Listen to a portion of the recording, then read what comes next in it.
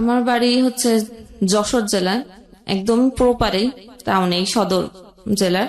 গ্রামের পরিবেশ হয়তো একটু আধটু ছিল, কিন্তু শহরের মতো করেই আমি বড় হয়েছি। কিন্তু যে মানে পরিবারে জন্ম করছি, আমরা হচ্ছে 2 ভাই, আমি 1 বোন, আমি সবার ছোট। জি। বাবা কি করতেন? আমার বাবা বিজনেসম্যান ছিলেন। আচ্ছা। বড় ভাই যখন মানে বড় ভাইয়া কি জিনিস সেটাও আমি বুঝি নাই, যেটা আমার ভাই আমার থেকেও 10 বছরের বড়। আচ্ছা আচ্ছা, বাবার মতোই বলে চলে। জি। আদর শাসনের দিক থেকে আমরা 3 ভাই 3 ভাই বোন 5 বছর করে করে গ্যাপ। ছোটবেলা থেকে আমাকে যখন 4 বছর বয়স, তখন সবাই যখন মানে স্কুলে যেত, আমি হয়তো তাদের পিছ ধরে স্কুলে চলে যেতাম। আমাকে ভর্তি তখনও করে নাই। আচ্ছা, ওকে। তখন আমার 4 বছর বয়স। তো তাদের সাথে যেতাম, কিন্তু এত হেলদি ছিলাম, হাঁটতে পারতাম না, সবাই কোলে করে নিয়ে যেত। আচ্ছা। তো সেখানে সবার ওই যে পড়া শুনে শুনে মুখস্থ, আমি হচ্ছে ক্লাসে দেখা গেল পড়া বলতে বলতে আমি সব বলে দিতাম। আচ্ছা। তখন টিচাররা মানে মাকে রেখে পাঠালেন যে আপনার বাচ্চা তো সবকিছুই পারে, ভর্তি করে দেন। শুরু হলো, কিন্তু সেটা আমার শিক্ষা জীবন শুরু হলো মাদ্রাসা দিয়েই। তো মাদ্রাসায় পড়া শুরু করলাম 4 বছর থেকেই। এভাবেই ক্লাস 5-এ যশোর জেলার একটা বৃত্তি ছিল, সেই বৃত্তিও পেলাম। আচ্ছা। এবং মাদ্রাসা বোর্ডে হচ্ছে আরেকটা বৃত্তি হতো। আচ্ছা। তখনও আমি ট্যালেন্ট পুলে 3rd হই। বাহ, তো ভালো স্টুডেন্ট ছিলেন বোঝাই যাচ্ছে। হ্যাঁ, আমি বরাবরই ভালো ছিলাম। 8-এ পড়ি, তখন থেকে আমার বাবা মানে কিছুটা অসুস্থ ছিলেন, বিজনেস করতেন, এবং তখন তো অনেক দূরে দূরে যেতেন, সিলেটে যেতেন, চিটাগাং, ইন্ডিয়া, তো মোটর পার্টসের ব্যবসা ছিলেন। তো সেখানে অনেকবার হচ্ছে ডাকাতি হয়, এরকম ডাকাতি অনেকবার হয়েছে, তাকে অজ্ঞান করে দেওয়া হয়েছে, মানে বিভিন্ন পয়জন বা এরকম টাকার শোগে এক প্রকাশে অসুস্থই হয়ে পড়ে আপনার বাবা। আমার বাবা। ওকে। তখনও সেই ওই সময় 99 সালে মানে আমি সবাই যাও একটু বুঝতো, আমি একটু মানে পড়াশোনাটাই ওইটাই ভালো বুঝতাম, আর কিছু আমার মধ্যে বাড়তি কিছু আমার মধ্যে ছিল না। আচ্ছা। বাবা অসুস্থ, আমাদের তখন থেকেই মানে আর্থিকভাবে ক্রাইসিস তৈরি হয়, শুরু হয়। পরে যখন ক্লাস 9-এ উঠলাম, তখন হচ্ছে হঠাৎ আমার বাবার মানে কি হয়েছে সেটাই ডাক্তার হচ্ছে বুঝতে পারে নাই। শেষ অবধি হচ্ছে তার মানে বিজনেস থেকে সমস্যা হওয়ার পরে যখন গাড়িতে করে আসে, ইঞ্জিনে কাছে বসছিলেন, যে গরম ভাপে তার পায়ে একটা ফুসকা উঠছিল। আচ্ছা। সেই ফুসকা থেকে এই পর্যন্ত মানে গ্যাংগ্রিন জাতীয় কি হয় না, খিচুনি হয়, এবং এইটুক মনে করেন পচে যাওয়ার মতো অবস্থা হয় এই হাঁটু পর্যন্ত। আচ্ছা আচ্ছা। ডায়াবেটিস ছিল কিনা ওনার? ডায়াবেটিসটা তো তখনও আমরা বুঝি না। ওকে ওকে। ডাক্তারও, এবং আমরা সবসময় দেখাইছি তাকে ভালো ডাক্তার, এবং সিএমএস এর লেফটেন্যান্ট কর্নেল এরকম যারা আছেন ভালো, তারাও ওষুধ দিয়ে যাচ্ছেন, কিন্তু কোনোভাবেই তো শরীরের ঘাও সারছে না, পার এটাও সারছে না। আচ্ছা। এক প্রকার যখন মানে প্রচুর খিঁচুনি শুরু হলো, ডাক্তার বলল যে আমার সব ট্রিটমেন্ট শেষ, এখন আপনারা একটাই পরীক্ষা করে দেখতে পারেন যে ডায়াবেটিস তার আছে কিনা। সব ট্রিটমেন্ট শেষ হওয়ার পরে? হ্যাঁ। এটা কেমন ডাক্তার হলো আমি ঠিক বুঝলাম না। ওকে। যখন ডায়াবেটিস তাকে চেক আপ করাতে নেওয়া যাওয়া হলো, তখন তার ডায়াবেটিস ধরা পড়ল 40। 40? জি। বুঝতেই পারছেন ট্রিটমেন্ট কি হয়েছে। হ্যাঁ, বা ট্রিটমেন্ট কেন কাজে লাগেনি আসলে। হ্যাঁ, 40 যখন ধরা পড়ছেন, তখন তার একটা কিডনি অলরেডি শেষ। তখন হাসপাতালে ভর্তি করা হলো যশোরেই। তারা বলল যে আমরা পারবো ওই মুহূর্তে। একদিন রাখার পরে বললেন যে এই মুহূর্তে যদি রোগী না নিয়ে যাওয়া হয় বারডেমে, তাহলে এই রোগী আজকের মধ্যে বাঁচানো আর সম্ভব না, কারণ আমাদের সাপোর্ট দেওয়ার মতো কোনো মেশিন নাই। আচ্ছা। তো আত্মীয় স্বজন যারাই বড় বড় আছেন সবার কাছে পরামর্শ নেওয়া হলো। তাই সবাই তখন হচ্ছে আর্থিক ভাবে হয়তো ভেবেছিল যে সাহায্য করতে হবে, এজন্য কেউ আসলে আগে নিয়ে আসলো। বারডেমে টানা 2 মাস পা হচ্ছে অপারেশন করা হলো, শুধু হাড়টা বাকি ছিল, তার মাংস ছিল না, উর থেকে মাংস কেটে তার পায়ে লাগানো হয়েছিল। পিত্তথলিতে পাথর ছিল, সেটা অপারেশন করা হলো, কিন্তু কিডনি একটা তো নষ্ট হয়ে গেল, আরেকটাও অর্ধেক যাওয়া অবস্থা। ডায়াবেটিস তো কিডনিটার মানে অপসারণ করা যায় না। তারপরও মনে সান্ত্বনা দেওয়ার জন্য ইন্ডিয়া নিয়ে যাওয়া হলো, পরে ফেরত। তার 1 বছর পরেই আমার আব্বু মারা গেলেন। ওকে ওকে। তখন ক্লাস 10-এ পড়ি আমি। ঝামেলার কারণে ক্লাস 9-এ আমি কোনো ক্লাসই করতে পারি না, স্কুলে যেতেও পারি না। সবাই ফ্যামিলির ঢাকাতে, আমাকে খালার বাসায় রেখে যাওয়া হলো। তারপরে যখন আব্বু মারা গেলেন, এরপরে আমার আম্মু মানসিকভাবে একটু ভেঙে পড়েন এবং সেও প্রচুর অসুস্থ হয়ে যায়। যাক, সেটা আমাকে এখন মানে শুরু হলো যে আমাকে বিয়ে দিতে হবে। আমার আম্মু শরীরের অবস্থা ভালো না, সে যে কোনো সময় মারা যেতে পারে। তাও আমি তো ক্লাস 9-এ সায়েন্স নিয়েছিলাম, তো আমার 8 অব্দি আমাকে টিচার দেয় না বাড়িতে। আমার আম্মাও পড়ে গেছেন, আব্বু পড়ালেখাটা একটু দেখতেন। আমার জন্য বিয়ে দিবেন, বাট আমার জন্য সেরকম পারফেক্ট ছেলে যে খুঁজতে হবে সেটা তারা করে নাই। আমার যে টিচার ছিলেন সে আমাকে, আমার বোধ হয় যে সে কিছুটা মানে পছন্দ করতেন আমাকে। সে জানিয়েছিলেন আমার খালুকে যে হ্যাঁ আমি পছন্দ করি। তারপরে তার সাথেই আমাকে বিয়ে দেওয়া হলো। আমি ক্লাস 10-এ পড়ি আর সে মাস্টার্স এর পড়েন। পরীক্ষা দিলাম SSC, দেওয়ার পরে আমাকে তার সাথেই বিয়ে দেওয়া হলো। বিয়েটা কিভাবে হলো? ঘরোয়া আনুষ্ঠানিক, মানে তাদের বাড়ি থেকে কিছু লোক আসলেন, আমাদের বাড়ির আমাদের ফ্যামিলি এলাকার লোক। ছেলেটা কি করতো ওই সময়টাতে? বেকার মাস্টার্স পড়ে, রানিং মাস্টার্স পড়ছে। তো এরকম একটা ছেলে আপনাকে বিয়ে করলোই বা কেন, আমি ঠিক বুঝলাম না। আত্মীয় সম্পর্ক ছিল না, সে আমার টিচার ছিলেন। ওকে। হ্যাঁ, আমার বাসায় আমাকে পড়াতে আসতেন। Private tutor. সেই প্রস্তাব দিয়েছিল? জি। অদ্ভুত। এই বিয়েটার পেছনের মূল কারণটা আসলে কি ছিল, কি বলবো আমরা? আচ্ছা, আমাদের যশোর শহরে বাড়ি। হ্যাঁ। যশোরের থেকে যারা আঞ্চলিক অঞ্চলে থাকে তারা হয়তো ভাবে যে যশোর শহরে যারা থাকে তারা অনেক বড় লোক। আচ্ছা। আমাদের থেকে তারা একটু নিচে বলতে তাদের ফ্যামিলিতে কেউ শিক্ষিত নাই, সেই শুধুমাত্র মানে শিক্ষিত। হয়তো ভেবেছিল যে এক বাবার এক মেয়ে, বাবা বিজনেস করতেন, অনেক কিছু রেখে গেছে, পাবো কিছু, সেটাই আশা করে হয়তো সে মানে বিয়েটা করেছে। আচ্ছা। কারণ সে আমার চেহারাও খুব ভালো দেখে নাই, যে জন্য যে আমি মানে ছোট থেকেই এই পর্যন্ত দাখিল পর্যন্ত মাদ্রাসায় আমি বোরখা পড়তাম। তার সামনে পড়তে বসলেও আমি ক্লাস 6-এর থেকে বোরখা পড়তাম এবং আমি আর কোনো ছেলে মানুষের ওইভাবে মুখ মানে দেখতো না, বাড়ির থেকে বেরোতাম না। এবং যখন টিচারের সামনে পড়তে বসতাম, প্রাইভেট টিচারের সামনে, সেখানেও বোরখা পরে মুখ ঢেকেই পড়তে বসতাম। আচ্ছা। সবাতে সে আমার শুধু হয়তো চোখটাই দেখতে পেত। আচ্ছা। তার মনের ধারণাতে যে আমি অনেক সুন্দরী, সেই হিসেবে হয়তো সে কখনো দেখেইনি বিয়ের আগে? আমাকে দেখে নাই আগে, চেহারা দেখে নাই। আচ্ছা আচ্ছা। এবং আমার ফ্যামিলিতে আমার মা খুবই মনে করেন যে ইসলামী মাইন্ডের রক্ষণশীল মহিলা যেটাকে বলে। আমাদের বাড়িতে আগে থেকেও টিভি ছিল না, এখন অবধি পর্যন্ত টিভি আমাদের বাড়িতে ঢোকে নাই। তার ধারণা টিভি দেখলে খারাপ হয়ে যায়। ওকে ওকে। এবং গান টানও সে শোনা পছন্দ করে না। যাই হোক, আমি যখন ক্লাস 5-এ পড়ি, আমার বড় ভাই তখন ঢাকাতে চলে আসছেন। আচ্ছা। সে চলে আসছিলেন, তার কোনো খোঁজ খবর নেই। পরে আমি যখন ক্লাস 8-এ পড়ি তখন জানতে পেরেছিলাম যে ভাইয়া বিয়ে করছে ঢাকাতে। ফ্যামিলি চলতো কিভাবে তাহলে? যে বাবার বিজনেস আর আমার আম্মা ঘরে টিউশনই করতেন, এইটা দিয়েই সংসার চলতো। জি। ওকে। এর মাঝখানে আপনার বিয়ে হয়ে গেল? হ্যাঁ, আমার ক্লাস।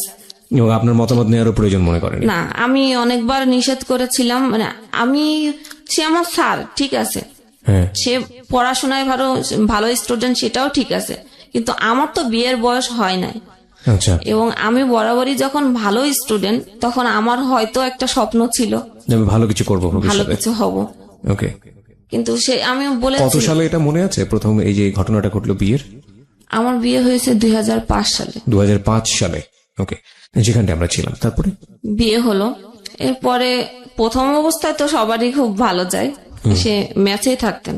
আচ্ছা। তো সপ্তাহে একদিন আমাদের বাসাতে আসতেন। ওকে। পরে কলেজে ভর্তি হতে হবে, তার কোনো মতামত নাই যে আমি কোন কলেজে ভর্তি হব, মানে কোথায় হব, তার কোনো মতামত নেই। আমার আম্মা বারবার তাকে বলছিলেন যে কোথায় ভর্তি করবো, ভালো কলেজ, কোনো মতামত কেউ দিতে পারলো না। কিন্তু বিয়ের আগে তো আপনাকে সে দেখেনি, বিয়ের পরে সে দেখলো, দেখার পরে তো একটা ব্যাপার থাকে যে সে কি হতাশ হলো নাকি খুশি হলো? প্রতিক্রিয়াটা কি ছিল? সেই তো আগে জানিয়েছিল যে না আমি তাকে পছন্দ করি, আচ্ছা, আমি তাকে বিয়ে করতে চাই। আচ্ছা, আমার জন্য আর অন্য কোথাও বা দ্বিতীয় কোনো ছেলেও দেখা হয় নাই। আচ্ছা। তো বিয়ের পরে এখন মতামত না দেওয়ার পরে একেবারে যখন ভর্তির লাস্ট পর্যায়ে আর কোথাও মানে নাই, তখন একটা নাম করা না আবার একেবারেও খুব ভালো না, একদম মানে সিরিয়ালের শেষের দিকে একটা কলেজের আমাকে ভর্তি করা হলো, সেটা কম্বাইন্ড কলেজ। এতদিন পড়েছিলাম হচ্ছে মহিলা মাদ্রাসাতে, ওকে মাদ্রাসায় আলিমে আবার ভর্তি করতে চাইছিলেন, কিন্তু আমি জোর জবরদস্তি করেই বলছিলাম যে না আমি এবার কলেজে পড়বো। কলেজে ভর্তি হলাম অবশেষে, জি, যশোর কলেজ, যেটা ছেলে মেয়ে একসাথে। এর আগে তো এতদিন পড়ে আসছি মহিলা মাদ্রাসা ছিল। কলেজে দিয়ে আসতেন সকালবেলা, আচ্ছা, ক্লাস করতাম, কিন্তু সে কোথায় বসে থাকতো কি চলে যেত এটা তো আমি কখনো খেয়াল করতাম না। আচ্ছা, বসে থাকতো, যেহেতু ছেলে মেয়ে কলেজ একসাথে ক্লাস করতে গেলে সবার সাথে কথা বলতেই হয়, ওইটা সে দূরের থেকে অনেক সময় থেকে ফলো করতো। আচ্ছা, বাসায় যখন সে আসার সময়ও নিয়ে আসতো সাথে করে, ক্লাস শেষ হয়ে গেলে 5 মিনিট যদি কলেজ থেকে বেরোতে দেরি হতো, বাসায় এসে বলতো যে আমি ছেলেদের সাথে কথা বলি, 5 মিনিট পরে কেন বেরোলাম, ভিতরে তাহলে কি করতেছিলাম, সন্দেহ করতো। সন্দেহ। আমি কিন্তু ছোট যখন, আসলে বিয়ের আগে কি বিয়ে কি জিনিস আমি সেটাই কিন্তু বুঝতাম না। আচ্ছা, বিয়ের পরে একদিনের জন্য আমাকে শ্বশুর বাড়িতে নিয়ে যাওয়া হলো। আমি কি বুঝি না যে শ্বশুর বাড়িও তখনও কি, আমি যে আমার শাড়ি গেট আপ খুলে সন্ধ্যার সময় ছেলে পেলে অনেকে দেখলাম যে দড়ি লাফ খেলছে, আমিও কিন্তু সবার সাথে দড়ি লাফ খেলছি। ওকে, ওকে। তখন গ্রামের মানুষ তো ধারণা কত কিছুই তো বলে যে বিয়ে করে আসছে, দেখছো কিরকম মেয়ে বিয়ে করছে। কলেজে তো এই সমস্যা শুরু হলো, সমস্যা একটু একটু করে, যে আমি সন্দেহ, স্যারেরা শিক্ষক মিলনায়তন ছিল, কোনো কিছুর টিচারদের কাছে পড়ালেখার জন্য দরকার হতেই পারে, জি, স্যারদের কাছে গেলেও সে দূরের থেকে তো দেখছে, কিন্তু সেটা আমি ফলো করতাম না। বাসায় গেলি বলতে এটা করছো আজকে, ওইটা করছো আজকে। টিচারদের কাছে তোমার এত কি, এটা আপনাকে জিজ্ঞেস করতো আপনার হাজবেন্ড? আচ্ছা। অফ টাইম, ক্লাসের যখন অফ টাইম থাকে সবাই তো কমন রুমে যায়, কেউ ক্যারাম বোর্ড খেলে, অনেক কিছুই করে। আমি তো কোনো খেলা পারতাম না, তাও খেলতাম, সেটাও করা যাবে না। শুরু হলো মানে মানসিক একটা খারাপ লাগতো যে বিয়ে দিল আমাকে, আমি মানে পড়াশোনা করব, আমি সায়েন্সে পড়ি, সায়েন্সে পড়তে গেলে তো আমাকে সেইভাবে পড়তে হবে, এবং নতুন করে আমাকে আর টিচার দেয় নাই, সেই আমাকে পড়াচ্ছে। আচ্ছা। তো আগে যখন টিচার ছিলেন 9-10-এ, তখন একটা বিষয় না বুঝলে সেটাকে খুব ভালোভাবে বোঝাতেন। রাইট। এখন যখন হচ্ছে বউ হয়েছি, তো আমি একটা বিষয় বুঝতে গেলে তোমার মাথায় এগুলো এখন ঢুকবে না, তুমি এখন বোঝো না, মানে স্বাভাবিক জিনিস বোঝো না। এখন কলেজে যে নতুন নতুন ছেলে পাইছো, এখন আর পড়ালেখা মাথায়, তখন আর আমাকে অত ভালো করে পড়া বুঝাতো না, ফেলে দিত বই খাতা, মানে উচ্চতর গণিত করতে গেলে ওটা একটু হার্ড ছিল, মানে বই খাতা চেলে ফেলে দিত। আচ্ছা। তো আমি আর আগ্রহ করে আর যেতাম না। পরে আবার বলতো যে তোমার যদি পড়ার ইচ্ছাই থাকতো, আমি বই খাতা ফেলে দিলি কি হবে, ওই বইটা আবার করে এনে আবার আসতে তুমি আমার কাছে শিখতে। মানে সবকিছুতেই আপনার দোষ? হ্যাঁ, বলে যে আমাদেরও এরকম স্যারেরা অনেক এরকম করছে আমাদের সাথে, তারপরেও আমাদের শিখার আগ্রহ ছিল দেখে আমরা স্যারদের কাছ থেকে জোর করেই শিখছি। এদিকে আমার আম্মা এখন বলা শুরু করলেন যে তোমার এত খরচ, আমি তোমাকে বিয়ে দিয়ে দিচ্ছি, এত খরচ তো আমি টানতে পারবো না। মানে তখন কি আপনি মায়ের বাসাতেই থাকতেন নাকি? হ্যাঁ, মায়ের বাসাতেই থাকতেন। মায়ের বাসা। তখনও তুলে নেয়নি? না। আচ্ছা। কলেজে তো ছেলেদের সাথে কথাই বলা যাবে না, এখন আমি রিজার্ভ হয়ে গেলাম একদম, কারণ আমি একটু মানে স্বভাবগতই আমি সবার সাথে মিশুকে, কথা না বলতে পারলে ভালো লাগতো না। পড়াশোনায় আর ওইভাবে মন বসতো না, এই মানসিক প্রেসারে কলেজে যে আমি পড়া দিতে পারতাম না। জি। তখন আরো খারাপ লাগতো, স্যারেরা আরো বলতো যে তুমি এরকম কেন মানে হয়ে যাচ্ছ, কিছুই পারতেছো না, মানে ফলাফল কি, মানে ভালোটাও নাই, একেবারেই লো হয়ে যাচ্ছে। আর তোমার রেজাল্ট এসএসসি তে এত ভালো না যে আমি 1 পয়েন্টের জন্য A+ হয় না, তখন A+ অনেক টাফ ছিল, এখনকার মতো অ্যাভেলেবেল A+ ছিল না। তো পড়ালেখা আর হলো না ওই সময়। এখন বলে যে কলেজ ট্রান্সফার করতে হবে, কলেজ ট্রান্সফার কেন? ওই যে ছেলে মেয়ে একসাথে কলেজ, ও এখন কোন মহিলা কলেজে ট্রান্সফার করতে হবে। আম্মু পাশতে বলতেছে যে ও আমাকে ঠিক মতো পড়ায় না, এখন আমাকে টিচারও দিতে পারতেছে না ভালোভাবে, এখন খরচ চালাতে পারতেছে না, এখন আমি কি করব? সেও বেকার, সেও তো আমাকে 1 টাকাও দিতে পারছে না। রাইট। আমি আর করার কিছু নাই। আমি তখন কি বললাম, আমি তাকে বললাম তাহলে কি করব, তাহলে তোমাদের বাড়িতে নিয়ে যাওয়া লাগবে। এখন যদি আমাকে কলেজ ট্রান্সফার করবে তাও যশোরে না, তার বাড়ির ওদিকে। আচ্ছা, তার বাড়ির ওদিকে কেন? যাতে সে মনিটর করতে পারে কি হচ্ছে না হচ্ছে। ওকে, তার মাস্টার শেষ, সে এখন বাড়ির দিকে চলে যাবে। জি। ফার্স্ট ইয়ার শেষ, যখন মানে কলেজ ট্রান্সফার করবে তখন সেই সময়টাও আর নাই। যখন যশোর শিক্ষা বোর্ডে যাওয়া হলো, বোর্ডে যে কাজটা করেন যে ম্যাডাম, উনি আমাদের পরিচিতি ছিলেন। ম্যাডামকে যখন বলা হলো, ম্যাডাম বলল ঠিক আছে, আমি ব্যাক ডেটে আমি এটা করে দিচ্ছি। আচ্ছা, দিয়ে পাঠায় দিল সেই নোয়াপাড়া, অভয়নগর থানা, যশোর জেলার। ও মাই গড। ওকে, তারপর? সেখান মানে অভয়নগর যে বাজার, তার থেকেও আমার শ্বশুরবাড়ি আরো 2 কিলো ভিতরে ভ্যানে করে যেতে হতো। মানে এই শহর থেকে একেবারে গ্রামে চলে গেলেন? একেবারে গ্রামে। এটা কি জীবনের প্রথম গ্রামে যাওয়া? জি। ওকে, তারপর? সেখানে গিয়েছি, তাদের ধান চাল, আমি তো কখনো ধান চালের কাজ আমাদের এলাকাতেই ছিল না, জি, করিনি। তো ওখানে যে আমাকে এখন বলা হলো যে আমাকে সব কাজ করতে হবে, এবং পড়ালেখা তখন আর সে চাইছে না। নামে মাত্র সে ওইখান থেকে আমাদের বাড়ি থেকে দূরে সরাই নিয়ে আসছে, যাতে সে মেনটেন্স করতে পারে তার মতো করে। কলেজে যাওয়ার জন্য আমাকে টাকাও দিত না। আমার যে ননদ ছিল সমবয়সী, একই ব্যাস, তাকে টাকা দেওয়া হচ্ছে, সে ভ্যানে করে যাচ্ছে, কলেজ করতেছে। আমি সেই 2 মাইল পথ হেঁটে হেঁটে সেই কলেজে যেতাম। আচ্ছা, সকাল 6টায় ফিজিক্স কেমিস্ট্রি স্যারদের সকালে ব্যাচ থাকতো, ব্যাচ শেষ করে 10টায় ক্লাস করে আবার বিকেলে আরো 2টা সাবজেক্ট পড়ে বিকেল 4টায় আসতাম। আসার পরও খাবার নাই, সকালে যেতাম না খেয়ে, বিকালে এসেও বলতো যার খাবার সে রান্না করে খাবে, কারোর জন্য রান্না রেডি করা নাই। ও কি করতো? ও তখন একটা ইন্স্যুরেন্স কোম্পানিতে মানে ছোটখাটো একটা মানে হাত খরচ চলে এরকম একটা কাজ করে। আচ্ছা, তখনও কোনো চাকরি পায় না সে। আচ্ছা আচ্ছা। সেও সকালে চলে যেত, ট্রেনে করে চলে যেত। সেটা ছিল আরেকটা থানা, জিগরগাছা। আমাদের ছিল তো সদর থানা। জি। সে ট্রেনে চলে যেত, সে আসতো রাত্রে 9টা বেজে যেত। সারাদিন না খাওয়া। তারপরে এসে ধানের কাজও আমি করতাম, মেশিনে যে ধান মাড়ায় পা দিয়ে, মেশিনে মানে ধান ছুটানোর যে মেশিনটা আসলে। ওকে, বুঝতে পেরেছি। তাকে মাড়াই করা বলে। মাড়াই করে বলে, আচ্ছা, রাইট। তো ওই কাজ করে রাত্রে মানে ফ্রেশ হয়ে আর খেতাম না, যেহেতু রান্না করে আমাকে খেতে হবে সবার জন্য, ওই ইচ্ছা আর হতো না।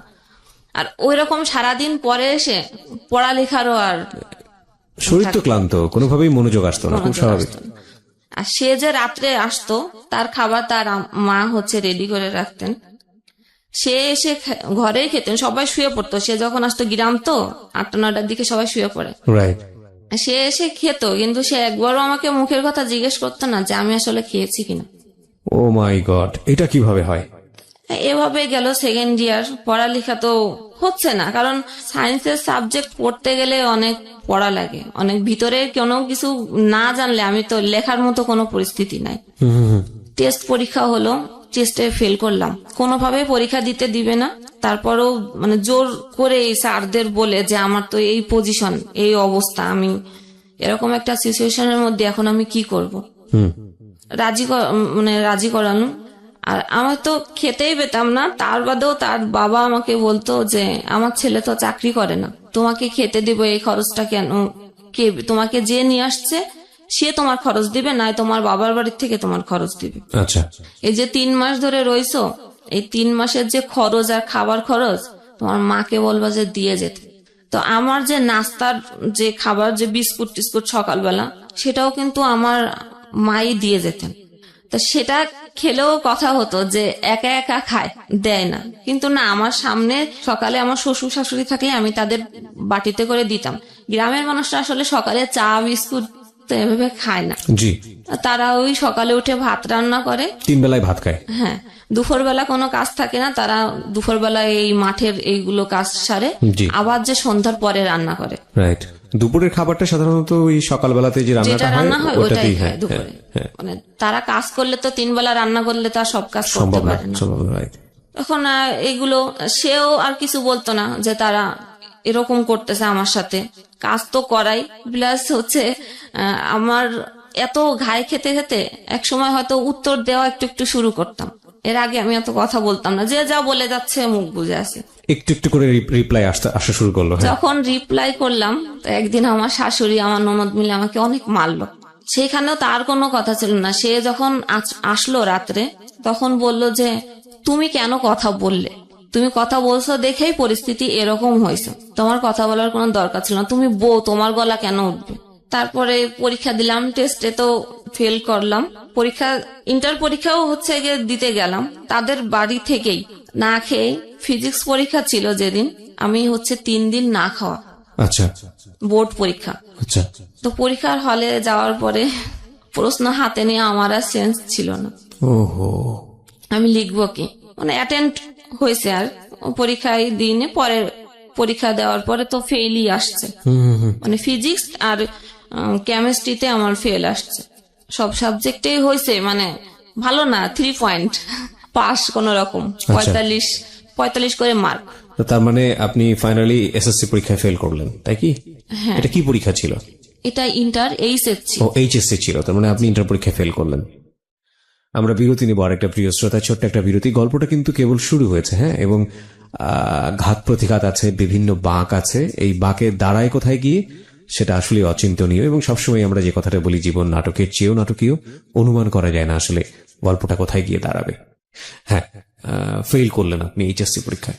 যখন পরীক্ষা শেষ হয়ে গেল তখন তো আমার তাদের কথা মতো আমাকে তো বাড়ি চলে আসতে হবে, বাবার বাড়ি। যেদিন আসবো মানে আমাকে একবারেই দিয়ে যাচ্ছে। কেন? মানে আপনাকে নিয়ে সংসার করা বলে নাই যে আমাকে দিয়ে যাচ্ছে সে একবারে, মানে তাদের বাড়িতে আমাকে নিয়ে বিভিন্ন অশান্তি। এবং তার মা এটা বলেছিল যে আমার মেয়ে যতদিন বিয়ে না হবে, আমার যে সমবয়সী যে মানে ননদ ছিলেন, ততদিন আমি ওই বাড়িতে আসতে পারবো না। ওকে, আমি থাকতে পারবো না। মানে আপনার ননদের বিয়ে হওয়ার পরে আপনার যেতে হবে ওখানে?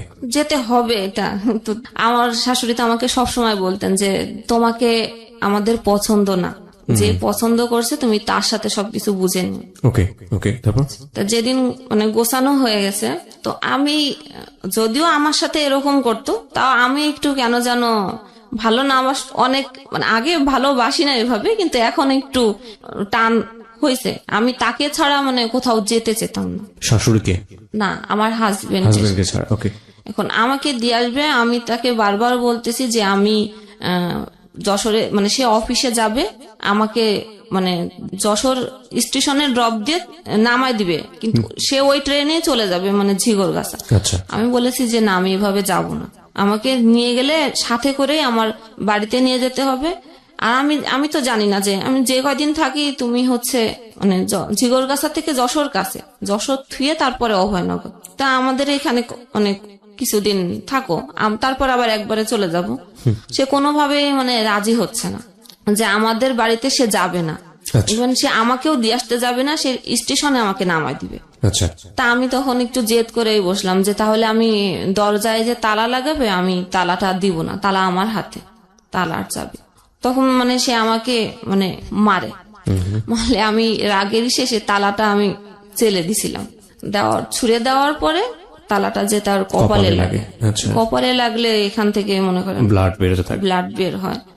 এখানে একটু ব্লাড বের তো সে তো বাড়ির মানে পরিস্থিতি তো গ্রামের মনে করেন আশেপাশের বাড়িতে যারা আছে মানে সবাই চলে আসছে চিল্লাচিল্লিতে যে বউ মাথা পড়ে ফেলেছে। হ্যাঁ, আচ্ছা। পরিস্থিতি এতই খারাপ, তখন ফোন দিছে আমার বাড়ি থেকে আমার আম্মাকে যে আপনার মেয়েকে এসে নিয়ে যান, আমি আপনার মেয়েকে দিয়ে আসতেও পারবো না, কিছু করতে পারবো না। তা আমার আম্মা তখন নাকি অনেক জ্বর ছিল, সে আসতে পারবে, বলছে যে আমার তো উঠার মতো পরিস্থিতি নাই, তাহলে তুমি বাজারে নিয়ে যে একটু বাসেই উঠাই দাও। আচ্ছা। বলছে যে না, আমি সেটাও পারবো না, আপনাকে এইখানে এসে নিয়ে যাওয়া লাগবে। তারপরে হচ্ছে মানে কি বলবো, আমার তো তখন কথা ওইভাবে বেরোতে আছে, তার বোন, তার মা, আশেপাশের লোকজন মানে সবাই মনে করেন আমাকে একেবারে তুলাধোনা যেটাকে বলে। আমি তখন হচ্ছে কথা যখন বেশি কথা বলা শুরু করলাম, তখন আমি বোরখা পরা ছিলাম, বোরখার যে ইস্কাফের ওড়না, তখন সে আমাকে ওই ওড়না দিয়ে গাছের সাথে বেঁধে রাখলো। আপনার হাজবেন্ড? হ্যাঁ। এরপরে আমার এত মানে সিরিয়াস অবস্থা শুরু করলো, আমার মা আসতে ওই অসুস্থ অবস্থায় বাধ্য হলো। তা আমার আম্মা এসে একটা কথাও সে বলে নাই যে কি হয়েছে বা কেন হলো, কি জন্য হলো, সে কোনো কথাই বলে নাই। আমার ব্যাগ গোছানো ছিল, এসে আমার আম্মা ব্যাগটা নিয়ে বলতেছে যে চল।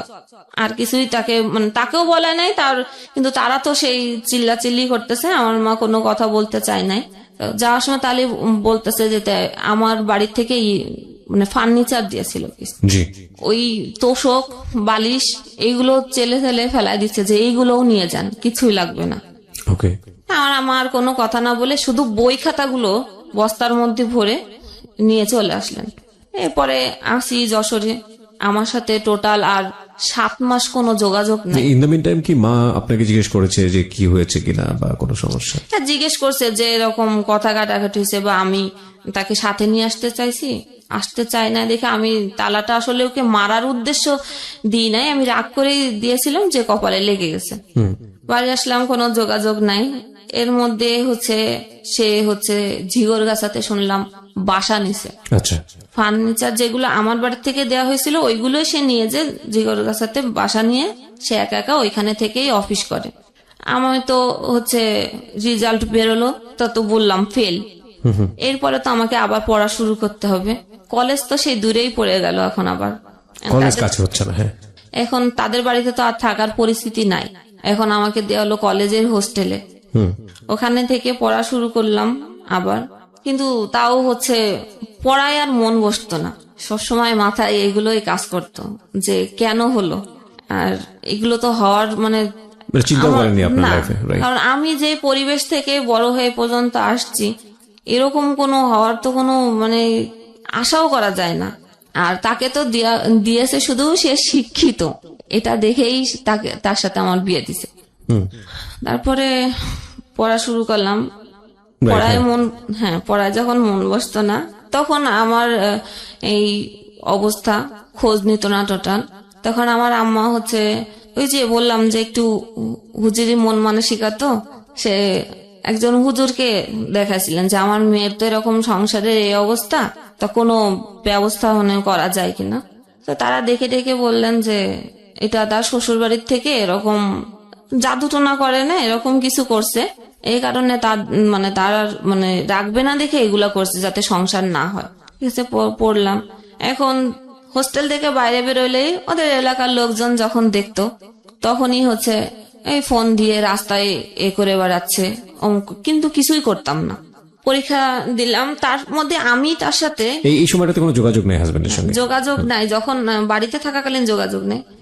যখন হোস্টেলে দেওয়া হলো, তারপরে আমি আমার রুমে যে মেয়ে ছিল তার কাছ থেকে ফোন নিয়ে আমি তার সাথে যোগাযোগ করেছিলাম। যোগাযোগ করে আমি যোগাযোগটা কেন করলেন? কেন জানি মনে পড়তেছিল, মানে ওকে খুব মিস করছিলেন। হ্যাঁ। ওকে। 7 মাস পর? 7 মাস পর। সে কিন্তু কখনো যোগাযোগ করে নাই, তখন কিন্তু আমাদের বাড়িতে ফোন আছে, আমার ভাইয়ের ফোন আছে। রাইট। তো এই 7 মাস জীবনের কি মনে হচ্ছিল, মানে সবচেয়ে কঠিন সময় ওইখানে? না, কঠিন মনে হতো না, এই জন্য যখন আমি মনে করতাম তখন আমার ওই কষ্টের স্মৃতিগুলো সামনে যখন ভেসে উঠতো, তখন ভাবতাম যে না থাক, ও আমার সাথে এটা করছে, আমি কেন ফোন দিব। এটা ভেবে ভেবেই 7 মাস পার হয়ে গেছে যে আমি আর ফোন দিব না, দেখি তার আমাকে দরকার কিনা। ওকে। তারপরে আমি যোগাযোগ করে একদিন ঝিগরগাছায় যাই। সে যে বাসা নিয়ে থাকে ওই বাসাতেই, তখন ছিল রোজার সময়। ওকে। তো আমি বরাবরই কখনো রোজা ভাঙি না, সবসময় রোজা রাখি আমি পুরোটাই। সেও রোজা রাখে, কিন্তু নামাজ পড়ে না, একক তো রোজা রাখে। তো ইফতারি আনছে, বলছে যে আমাকে দেখে বলতেছে তুমি ভাইবো না যে তুমি আসছো দেখে আমি এত ইফতারি আনছি, আমি বরাবরই আমার নিজের জন্যই এতটুকুই আনি। জিনিসটা আমার খারাপ লাগছিল যে আমি এটা তো আনছে, আমি হয়তো ভাবছি যে আমার জন্য আনছে, এটা তো বলার দরকার ছিল না, তাহলে আমি কিছুই বুঝতাম না। এটা যখন আমাকে বলছে তখন আমার একটু খারাপ লাগছে যে আমি এত মাস পরে আসলাম, তার ইফতারি নিয়ে কমান্ড এটা। তারপরে আমার বাড়ি থেকে জানতো না যে আমি তার কাছে আসছি, কারণ বাড়ির থেকে সম্পূর্ণই নিষেধ ছিল যে তার সাথে যোগাযোগ না করার। যখন হোস্টেল থেকে বাসায় ফোন দিল যে ও কি বাড়িতে গেছে, তখন তো বললো যে না, বাড়িতে আসে নাই। তখন আইডিয়া করলো যে ওর ওখানে যেতে পারি, তাছাড়া তো আর কোথাও যাওয়ার জায়গা নেই। আমার ভাইয়া তাকে হচ্ছে গিয়ে ফোন দিয়ে তাকে অনেক মানে রাপই করে যে আমার বোনকে না বলে কেন নিয়ে গেছিস, দিয়ে যা। পরে সে আমাকে ওই স্টেশনেই নামাই দিল, সে আর দিয়ে আসলো না। আবার গেলাম বাড়ি। এই যোগাযোগ হওয়ার পরে আমি তার সাথে তাকে এবার দেখার জন্য আকুল হয়ে থাকতাম বাড়িতে বসে, যে না আমি ওর কাছে যাবই। এই যাওয়াটা কতদিন পরে? 7 মাস 7 মাস পরে। এবং সেটা শুধুই আপনার নিজের ইচ্ছা, ও কোনো যোগাযোগ করেনি? ওর যোগাযোগ করেনি। ভালো লাগা থেকে, মানে ওর প্রতি একটা মায়া বা ভালোবাসা তৈরি হয়েছে সেখান থেকে। তারপরে পরে যে বললাম, রোজার সময় গেলাম, ইফতারি আনার পরে আমাকে যে এটা বলল যে এটা তুমি না থাকলেও আমার নিজের জন্য এতটুকুই, তুমি আসছো দেখে যে তোমার জন্য যে বেশি কিছু নিয়ে আসছি এটা কিন্তু না। ওটা শোনার পরে আমার একটু মানে মনের আঘাতই লেগেছিল যে আমি 7 মাস পরে আসছি, তার ভিতরে কোনো খুশি বা কি। এগুলো তো বলার দরকার নেই, তাই না? সাধারণ মানুষকে আপ্যায়ন করলেও তো যেভাবে করা উচিত সেখানে এই ধরনের কথা বলা উচিত। আমার কথা হলো যে তুমি যদি আমার জন্য নাও এনে থাকতা তাও তো এটা বলার দরকার ছিল না। তারপরে আমার বাড়ি থেকে জানতো না, আমি তার না জানাই চুরি করে আসছিলাম তার কাছে, কারণ আমার বাড়ির থেকে নিষেধ ছিল। আবার বাড়িতে গেলাম, তারপর ওখান থেকে আবার হোস্টেলে চলে যাওয়া হলো।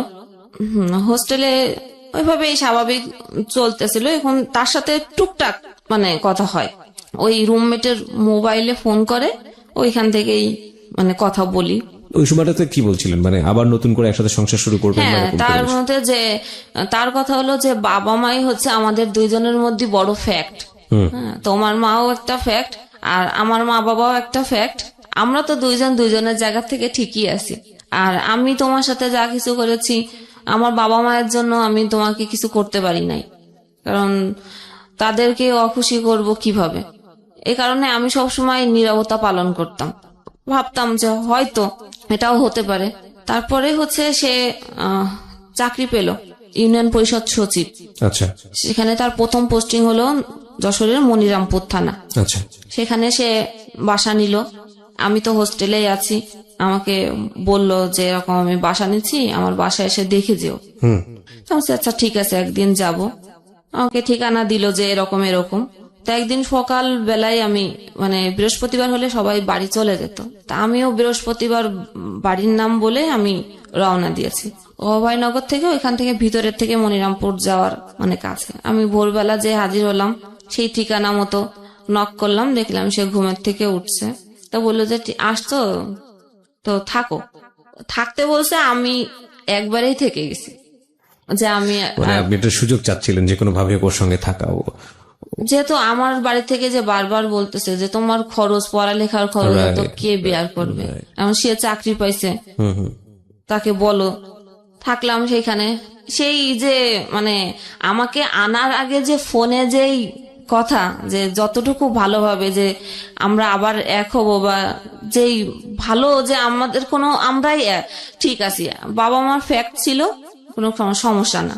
থাকলাম সেই পুরনো এগুলো আবার নতুন করে আবার শুরু হলো। এর মধ্যে আমার তো ইন্টার পরীক্ষা সেকেন্ড টাইম দিব। সেকেন্ড টাইম আমি আমার মতোই পড়েছি, তার কাছে হেল্প নিই নাই। ওই যা আগে পড়া ছিল সেটা নিজে পড়েছি। ওখান পড়ার পরে আমি পরীক্ষা ওর ওইখান থেকেই আমি ওই অভয়নগর যে পরীক্ষা দিতাম। 2টা পরীক্ষা দিয়ে ওখানে থাকলাম। সেই একই অবস্থা, টর্চার, মারধর। তারপরে একদিন আমাকে কি মনে হলো যে শবে বরাত, চলো শবে বরাতে একা একা নামাজ পড়বা, তোমাকে দিয়ে আসি যশোরে হচ্ছে খুব ভালোভাবে এত মিষ্টি করে যে দিয়ে আসলো আমাকে। আমের সময় ছিল, আম টাম কিনে দিল। ওই যে দেওয়ার পরে আর কোনো যোগাযোগ নেই। আমাকে বললো যে তুমি হচ্ছে সুজির বরফি বানাও, আমি সন্ধ্যার সময় আসবো। সেই সন্ধ্যা আর হয় নাই, সে আর আসলো না। তাকে ফোন করা হলো, সে কোনোভাবেই বললো যে না আমি যাব না তোমাদের বাড়িতে, গেলে তোমার মা এসেই বলে আমি যাব না, তুমি এখানেই থাকো, আমার বাসায় আসার দরকার নেই। সে বলছে সে সকালে দিয়ে আসছে। ওইটা বলার পরে আমি ওই সময় বলার পরে আমি তখনই আবার বাসে উঠে চলে গেছি এখানে। সে অফিস থেকে ফিরে এসে দেখে আমি বাসায়। কি ব্যাপার, তোমার না বললাম যে তুমি আসবা না এখানে, তোমার রেখে আসলাম, তুমি কেন আসলে? এই আবার শুরু হলো। তারপরে আমার মাকে একদিন ডেকে নিয়ে আসলো, আমার মাও এসে আমাকে নিয়ে যেতে পারে নাই, আমি যাই নাই। তারপরে হচ্ছে আমি মানে এমন সিচুয়েশন তৈরি করলো যে আমি একাই মানে চলে গেলাম বাড়িতে। যাওয়ার পরেও আমার আম্মা দেখলো যে না, আমি মানসিক ভাবেই মানে খুব তখন হচ্ছে আমার খাওয়া দাওয়া বন্ধ হয়ে গেল, গলায় খুব ব্যথা। কি হয়েছে, ডাক্তারের কাছে নিয়ে গেল, ডাক্তার বলল যে গলায় ইনফেকশন হয়েছে, ওষুধ দিল, কিছুতেই যায় না, পানি ছাড়া আর কিছুই খেতে পারি না। এত অবস্থাই হলো, তাকে বারবার বলা হলো, সে আসলোও না, দেখতেও আসলো না, খোঁজও নিল না। না নেওয়ার পরে এখন অবস্থা করুণের দিকে যাওয়ার পরে আমার কাকা হচ্ছে আসলেন, সে একটা হুজুরির কাছে নিয়ে গেলেন। নেওয়ার পরে ওইখানে অনেক টাকা পয়সা নিছে। নেওয়ার পরে উনি ওইখানে দেখে টেকে আয়না ভারণ দেয়, দেখে উনি বললেন যে আমার শ্বশুর বাড়ির থেকে আমাকে গলায় বান মারা হয়েছে, যে আমি যাতে মানে মারা যায়। কি বললো এটা? ওই কবিরাজ। আচ্ছা, এখন এই বানটা কে মেরেছে? আমার শ্বশুর বাড়ি, শাশুড়ি, ননদ, আমার হাজবেন্ড, মানে সবাই বলছে যে সবাই একসাথে কাজটা করছে। আর ও হচ্ছে সংসার করতে চায় না, ওর হচ্ছে গিয়ে অনেক কিছু নেওয়ার আশা ছিল, ও সেটা পায় নাই দেখে ও আমার সাথে এরকম আচরণ করছে। এটা ওই কবিরাজ বললো। এটা আমার মার মনে হচ্ছে খুব ভালোভাবে ধরলো, মানে বিশ্বাস হলো যে না, তাহলে এটাই ওষুধ যখন কাজ করতেছে না তাহলে মনে হয় এরকম। তার ওইখান থেকে ওই লাগাতার এই জিনিস নিয়ে আসে, পানি পড়া, দোয়া লিখে দেয়, সেগুলো কি বলে যে পাখির গোস্ত কি এইসব তো বলে, ওগুলো তার আনতে পারবো না, তাহলে আপনিই দেন। এই একবারই 5,000, 6,000, 7,000-এর নিচে নিতেন না তিনি। আচ্ছা, এভাবে আমার ট্রিটমেন্ট 1 বছর করছে। তারপরে বলল যে আপনার মেয়ে মেন্টালি ভাবে ভালো নাই, আর ও যেতে চাইলো, আর আপনার ওইখানে যেতে দিয়েন না। এখন যখন মানে একটু বলতাম যে আমি যাব এখানে, আমি কেন আমার সাথে এটা করলো, আমি এটা শুনবই করব, আমি এখানে যাবই, তখন ওই যে বলছে যে আর যেতে দিয়েন না। আমি যখন জোর করলাম তখন আমাকে বাড়ি থেকে শিকল দিয়ে বেঁধে রাখা হলো, আমাকে যেতে দিবে না, কোনোভাবে যদি আমি চলে যাই। এ কারণে এরকম তার কাছ থেকে ট্রিটমেন্ট করতে হতে 1 লাখ টাকা খরচ করছে আমার মা। এই তাবিজ যে রিসে গেল, রেজাল্ট বেরোলো, গড়ে মিলে হচ্ছে বি গ্রেড, মানে 3 এরকম। এ মাইনাস আর হলো না, এ মাইনাস এক্সপেক্ট করেছিলাম যে হতে পারে, তারপরে হলো না। এরপরে হচ্ছে ফ্যামিলি থেকে বলল যে তোমার তো এখানে আর যাওয়া যাবে না, তুমি হচ্ছে একে ডিভোর্স করে দাও। আমি কোনোভাবে ডিভোর্স করতে রাজি হইনি। তারপরও বারবার আমার মা বলল যে এখানে তোমার তাবিজ করতেছে, মেরে ফেলবে, তুমি মরে যাবা, তার থেকে ভালো তুমি ডিভোর্স করে দাও। আমি ডিভোর্স করতেই চাই না। তারপরে জোর জবরদস্তি করে তাদের ফ্যামিলি থেকে ডাকা হলো, তারা আসলো অনেকে। আর আমার ছোট ভাই চাকরি করতেন একটা পত্রিকাতে, সেইখানেও হচ্ছে সবাইকে ডেকে তাদের কোনো কথা বলার স্কোপ দেওয়া হলো না। ডাইরেক্টই আমাদের বাড়ি থেকে কথা যে আমরা আর মেয়ে দিব না, সবকিছু রেডি করা আছে, কাগজপত্র সিগনেচার হয়ে যাক। তো হয়ে গেল, আমি আমার মতে করে ফেললাম। করার পরে আমি বাড়িতে হচ্ছে খুব মানে মানসিক ভাবে ভেঙে ফেললাম, এতটাই আমি মানসিক ভাবে হয়ে গেলাম যে আমি আম্মাকেও ঠিক মতো ভালোভাবে চিনতে পারতেছিলাম না। এরপরে নিয়ে যাওয়া হলো যে মানসিক ভাবে যখন চিনতে পারতেছি না, কাউকে ভালো মতো কথা বলতে পারতেছি না, ডাক্তারের কাছে মানে মেন্টালি যে ডাক্তার থাকে, পাবনার ডাক্তার, যেটা হেমায়তপুর থেকে আসতেন যশোরে, সেখানে দেখানো হলো। ডাক্তার সেখানে ট্রিটমেন্টের মধ্যে কি ওষুধ দিতেন জানেন না, শুধু ওষুধ খেয়ে ঘুমাই থাকতাম। তারপরে আস্তে আস্তে যখন ঘুমের ওষুধটাও এক প্রকার, একশো সময় মনে হতো যে এটা না খেলে আমার ঘুম হচ্ছে না, ওটা নেশার মতো হয়ে গেল। তখন আমি আমার নিজের থেকে আমি এটা বাদ দেওয়ার চেষ্টা করলাম, কিন্তু আমি বাদ দেওয়ার চেষ্টা করলে আমার মানে বাসার থেকে জোর করে খাওয়াই দেওয়া হতো যে না, ও ঘুমায় থাকো। এরপরে ভাবা শুরু করলাম যে কি করা যায়, নিজেকে তো আর এইভাবে বসায় রাখলে তো হবে না। আমি যদি এই 2টা সার্টিফিকেট নিয়ে, আমার ব্যাকগ্রাউন্ড এটা হলো, আমার ডিভোর্স হয়ে গেল, এইটা নিয়ে আমি এখন কোথায় যাব? এমনিতেই আমাকে পড়ার খরচ দিতেই চায় না, কোন রকম শেষ করলাম। যেখানে এক্সপেক্ট ছিল যে ইন্টার শেষ করে আমি মেডিকেলে একটা চান্স নিব, যেটা আমার বান্ধবীরা সবাই হচ্ছে মেডিকেলে চান্স পেয়েছে, সেখানে ফার্স্ট টাইম ওরা চান্স পেয়েছে, আমি সেকেন্ড টাইম ওদের পিছে পড়ে গেলাম। সে তো আমি হয়তো পাবো, কিন্তু রেজাল্ট ভালো না থাকার কারণে আমার আর সেটা সুযোগ হলো না। তখন ভর্তি পরীক্ষার জন্য ট্রাই করা শুরু করলাম, আর নিজেকে এন্টারটেইনমেন্ট দেওয়ার জন্য বাড়িতে তো টিভি ছিল না, ওখানে যশোরে শুধু FM শোনা যেত 2টা স্টেশন। এন্টারটেইনমেন্টের জন্য আমি রেডিও FM শুনতাম, ওকে, গান শুনতাম। আমার ফ্যামিলি থেকে তো এটা নিষিদ্ধ ছিল, অনেক হেডফোন কেটে কেটে ফেলে দেওয়া হয়েছে। আমি এমন একটা অ্যাডিক্টেড হয়ে গেছিলাম FM এর প্রতি যে আমি ঘুমাইতেও এই কানে সবসময় থাকতো। কানে থাক। আচ্ছা মোহনা, তারপর? এরপরে ভর্তি পরীক্ষা দিলাম বিভিন্ন ভার্সিটিতে। আলটিমেটলি আমার জগন্নাথ ভার্সিটিতে চান্স হলো, কিন্তু বাড়ির থেকে কোনোভাবে আমাকে দিল না ভর্তি করে। আচ্ছা, না দেওয়ার পরে আমি কবিরাজি ট্রিটমেন্ট চলছে এদিকে? হ্যাঁ চলছে এগুলোর প্রতি আমি বিরক্ত ছিলাম, কিন্তু উপায় ছিল না। যেহেতু পানি খাবো, সেই পানির মধ্যে হয়তো মিশাই দিয়ে রাখতো। আচ্ছা, খাবারের মধ্যে। এটার মূল কারণটা কি ছিল? যে আমাকে যে কিছু একটা করা হয়েছে উল্টাপাল্টা, সে কারণে তোমাকে হচ্ছে। আর আমি এত কিছু আমার সাথে করার পরেও আমি তার প্রতি অ্যাডিক্টেড কেন, আমি বারবার কেন তার কাছে ছুটে যাই। তোমরা তো চাচ্ছিলে এক হতে, আলটিমেটলি ও চাচ্ছিল না নাকি তুমি চাচ্ছিলে শুধু? তার কথা হলো যে সে কেন ডিভোর্স দিবে, সে কখনোই মুখ থেকে এটা বলবে না, তাহলে তো তার অনেক টাকা দেওয়া লাগবে। তুমি ডিভোর্স দিয়েছো? তারা আসছিল, কিন্তু আমাদের ইসের থেকে তাদের কোনো স্কোপ দেওয়া হয় নাই। আচ্ছা আচ্ছা, না দেওয়ার কারণে মিউচুয়াল যে সামনাসামনি। আমার প্রশ্নটা হচ্ছে যে আকর্ষণীয় জায়গাটা কি শুধু তোমার জায়গাটা থেকে ছিল নাকি তারও ছিল? তুমি যে তার কাছে বারবার যাচ্ছ? না, আমারই ছিল, একদম সলো তোমারই, একতরফা। এই কারণে তোমার ফ্যামিলি ট্রিটমেন্ট করাচ্ছে, কবিরাজি ট্রিটমেন্ট, যাতে তোমার কিছু একটা করেছে যে কারণে তোমার এই আজকে অবস্থা। ওকে, হ্যাঁ বলো।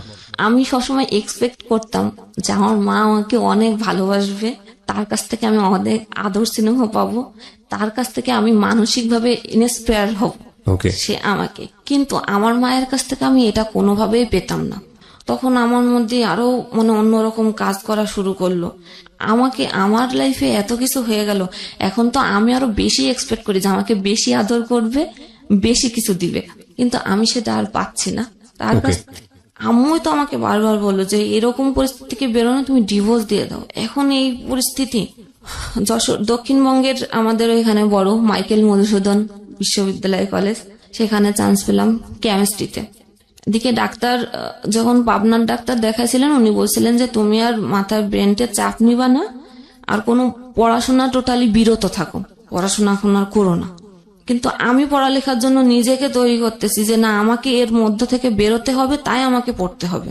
সে যে কলেজে পড়তো আমি ওই কলেজেই ভর্তি হয়েছি। মানে আপনার এক্স হাজবেন্ড যে কলেজে পড়তো? যে কলেজে সে এতদিন পড়ালেখা করেছে, আমি সেই কলেজেই ভর্তি হলাম। তো কলেজে আমি যেতে পারতাম না। আমি তখন ফোন, এরপরে আমাকে ফোন দিছে ফার্স্ট ইয়ারেই থাকতে, ওই ফোন নম্বরটা ছিল। এমন কোনো জায়গা নেই যে আমার ফোন নম্বরটা সে ছড়ায় নাই, এমন কোনো লোক নাই যে আমাকে আমি নতুন কলেজে, আমি কলেজের ফার্স্ট গেট থেকে ঢুকলে পিছন থেকে ব্যাক সাউন্ড শুনতাম খারাপ, আজে বাজে কথা বলতো। হ্যাঁ, একসময় প্রথম গেট থেকে ঢুকাই বাদ দিয়ে দিলাম, পিছনের গেটের থেকে ঢুকতাম, পিছনের গেট থেকে ক্লাস করে বেরোয় যেতাম। টিউশনি শুরু করলাম, পড়তেছিলাম। এখন এদের কথার প্রেসার, বাড়ির প্রেসার, আর কলেজের বাইরে রোডে ঘাটে এত প্রেসার, এবং ফোনে মানুষের এত টর্চারিং। ফোন করে বলে যে আপনার রেট কত, এইগুলো বলতো ফোন করে করে। এইগুলো আর নিতে তখন দেখছি যে না, আমার পক্ষে একদম ভাইরাল করে দিচ্ছে আমাকে যে আমি একটা খারাপ মেয়ে। এইগুলোর প্রেসারে আমি একদম মানসিকভাবে আরো ভেঙে পড়ি। চলে আসলাম কলেজ ট্রান্সফার করে ঢাকাতে। এই চাপগুলো, সামাজিক এইসব চাপের কারণে? আচ্ছা। তখন সেকেন্ড ইয়ার শেষ করেই আমি মিরপুরে চলে আসি, বাংলা কলেজে ট্রান্সফার হয়। আমার বড় ভাই থাকতেন তো ঢাকাতে, তার কাছেই আসলাম। আসার পর একটা কিন্ডার গার্ডেনে ঢুকলাম। কিন্ডার গার্ডেনে আসলে বেতন কত তো জানেন, 1,000 টাকার বেশি দেয় না। ওখান থেকে 2টা টিউশনি, ইনকাম ছিল 4,000 মাসে। ভাইয়াকে দিতে হতো ঘর ভাড়া 2,500, খাবারের জন্য 1,500। সে আমাকে ফ্রি খাওয়াবে না। জি, আপন ভাই, বড় ভাই, আমার থেকে 10 বছর সিনিয়র। কদিন পরে শুরু হলো যে ভাবির দিক থেকে আমার জন্য খরচ বেশি হয়ে যায়, খাওয়াতে পারবে না, এখানে এটা করে কেন তোমার বোন, ওখানে ওটা। আমাকে ডিরেক্টলি বলে না, আমার ভাবির সাথে আমার কোনো তর্ক হয় না, কিন্তু ভাইয়ের সঙ্গে হচ্ছে। ভাইয়ের সাথে করে। ভাই আবার ওইটা ফোন দিয়ে আম্মাকে বলে, আম্মা ফোন করে আমাকে কথা ঘুরে আমার কাছে আসে। আচ্ছা আচ্ছা। আমার কথা হলো যে আমি তো অবুঝ না, আমি তো বুঝি, আমাকে বলো যে এটা এই সমস্যা, তুমি এটা এভাবে করো না, এটা এইভাবে করো, শেষ। এত ডাইভার্ট করে সে কথা। এক সময় ভাবি একদিন দেখি কান্না করতেছে বিকেল বেলা। কি হয়েছে ভাবি তোমার? কিছুই বলে না। রাত্রে সে মানে ভাইয়ার সাথে সেই গ্যাঞ্জাম। পরে আম্মু আমাকে ফোন দিয়ে বলে যে তুমি আলাদা হয়ে যাও। কেন, কি হলো? যে তোমাকে খাওয়াতে পারবে না, তোমার ভাইয়ের সংসারে অশান্তি হচ্ছে তোমার জন্য। আচ্ছা আচ্ছা। ঠিক আছে। আমাকে বই কেনার জন্য আমার খালাতো ভাই আমাকে টাকা দিয়েছিলেন 2000। তো আমি আর বই না কিনে ওই সময় হাড়ি পাতিল চাল টাল যা লাগে ওগুলো কিনে নিয়ে আসছি। ওইগুলো কিনে নিয়ে আসার পরে সে সন্ধ্যের সময় আসলো, রোজা, সেদিন সেকেন্ড রোজা। ভাইয়া সন্ধ্যের সময় আলাদা হয়ে গেলাম একদিন, সে একদিনে কোনো খোঁজ নিল না, তার রুমের সাথেই রুম, সে খোঁজ নিল না যে আমার বোন যে আলাদা হয়ে গেল, সে কি রান্না করলো, কি খেলো, কোনো কথা নেই। সন্ধ্যের সময় এসে বলতেছে যে আমাকে টাকা দে। আমি টাকা দিব মানে আমি টাকা কোথায় পাবো? সে আমাকে ওই টাকা চাওয়ার জন্য যে কথা বললাম, সে আমাকে এত মারলো। ছোট ভাই? আমার বড় ভাই, যে তার সাথে খায়। তো ঘরে আলনা ছিল, আলনা ভেঙে ওই কাঠ দিয়েই আমাকে মারলো। এই কানে এমন একটা থাবা মারলো যে কানের পর্দাই ফেটে গেছে।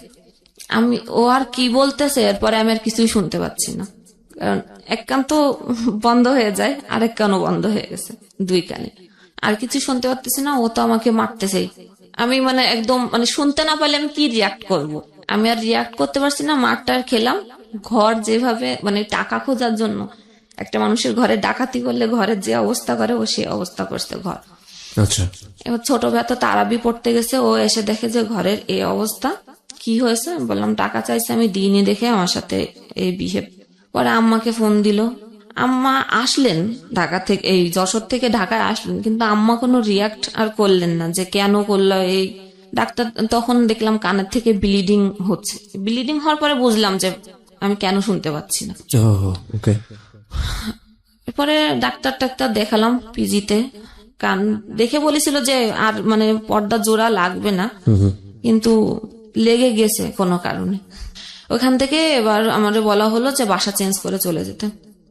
তা আমার এক কলিগ আমাকে বাসা দিলেন, বললো যে মেয়ে কলিগ, ওনার বাসা বললো ছোট একটা রুম আছে, তুমি আমার বাসাতেই থাকো, সমস্যা নেই। থাকলাম এখানে। এবার ওইখান থেকে চাকরিও চেঞ্জ করে আমি মিরপুরেই চলে আসলাম, দারুসালাম থানার এদিকে চাকরি। এখানেও আরেকটা স্কুলেই আসলাম। 4th ইয়ার পরীক্ষা শেষ হলো। তো আম্মু বললো যে অনেকদিন তো থাকছিস, আয়। মানে আমার মার কথা হলো যে আমি মা, আমি সন্তানের মানে ভালোর জন্য করতেছি, যা করতেছি এটাই রাইট, তোমার কথা বলার কোনো স্কোপ নেই, বা আমার যে কি ইচ্ছা এরকম কোনো ইচ্ছা প্রকাশ করার মতো জায়গা নেই। আচ্ছা। তখন আবার সেই একই ওইরকম নোংরা কথা টুকটাক বলেই। আমি ওই নোংরা কথাগুলো আমি কখনো মানে করতে পারি না। ওই যাওয়ার পরে একই অবস্থা। এরপরে আমার একদিন রাগ হলো, আমি তাকে বলেই বসলাম যে আমার যে ডিভোর্স হলো, আমাকে তো কিছু টাকা দিয়েছিল, মানে কাবিনের যে টাকা। এখন তো যখন আমি এই কথাটা বলি তখন 2013 সাল, আমার ডিভোর্স হয়েছে 2007 সালে। তা এত বছর আমার টাকা তো আমার মা আমার কাছ থেকে বলেই বলছিল, কিন্তু টাকাটা আমার হাতে দেয় নাই, তাদের কাছে দিছেন।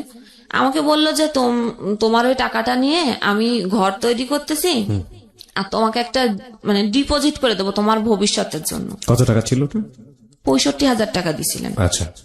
আমার মা সেটা দিয়ে ঘর তুলছেন, তোলার পরে ভাড়া তার মতো সে চলে। আমার জন্য কোনো ডিপিএস করে নাই সেটা আমি জানি না, কারণ আমি মাকে বিশ্বাস করছি।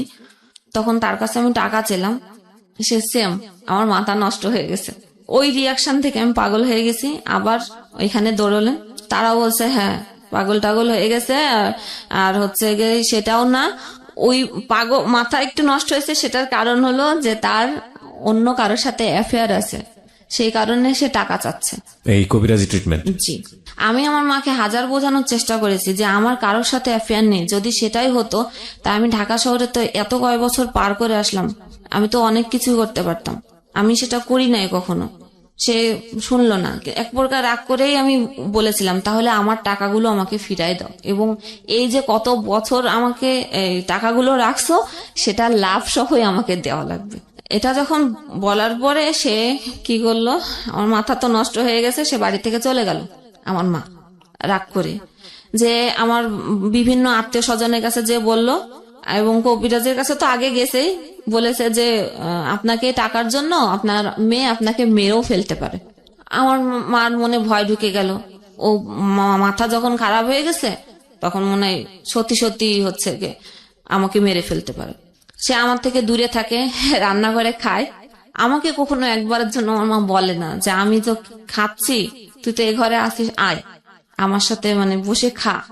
ভালো মন্দ রান্না হচ্ছে, পোলাও রান্না হচ্ছে, মাংস রান্না হচ্ছে, আমাকে কেউ বলে না একবার খেতে। ওর বলার স্টাইল অনেক বেশি হেসে হেসে বলে, এবং আমি খুব ভালোভাবে খেয়াল করছিলাম এটা এক একজনের ধরন। এই হাসিটা কি আসলেই হাসি?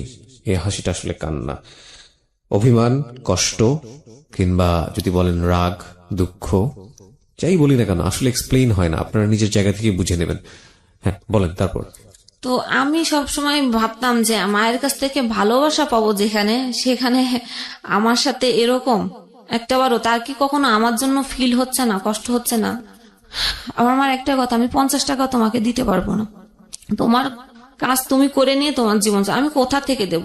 কিন্তু আমার মায়ের অ্যাবিলিটিও এমন ছিল না যে সে আমাকে দিতে পারবে না, বা আমার মা আমার ভাইদের প্রতিও ডিপেন্ডেন্ট ছিল না যে ভাইরা দিবে সেই হিসাবে তাকে চলতে হবে। ওকে, আমাদের বাড়ি হচ্ছে যশোরেই 2 তলা বাড়ি, নিচে ফ্ল্যাট ভাড়া দেওয়া।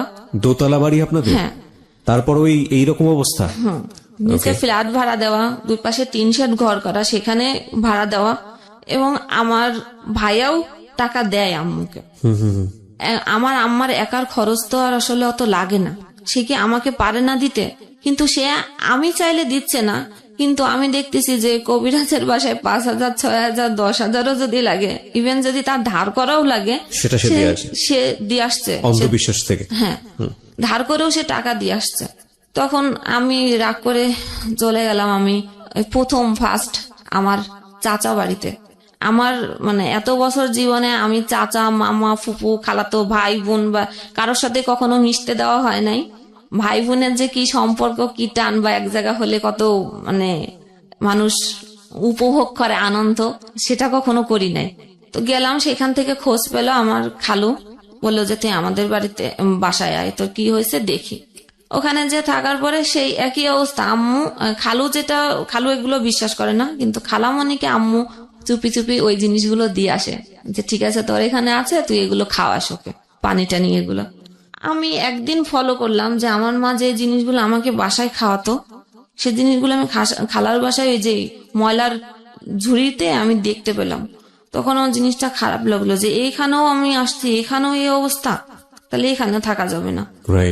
তারপরে খালা আমাকে একটা কথা বলছিল, ওইটা আমার বেশি হার্ট করছিল, যে বাবা নাই তো অসহায়, এই কারণে রাখছি, মা কি করবে। তা আসলে অসহায় জিনিসটা আমাকে হার্ট করছে। ফাইনালি আমি আবার বাড়িতে গেলাম আম্মুর কাছেই। আম্মা তো বাসা থেকে আমাকে দেখেই বললেন যে ও যদি এই বাসায় থাকে, আমি এই বাসায় থাকবো না।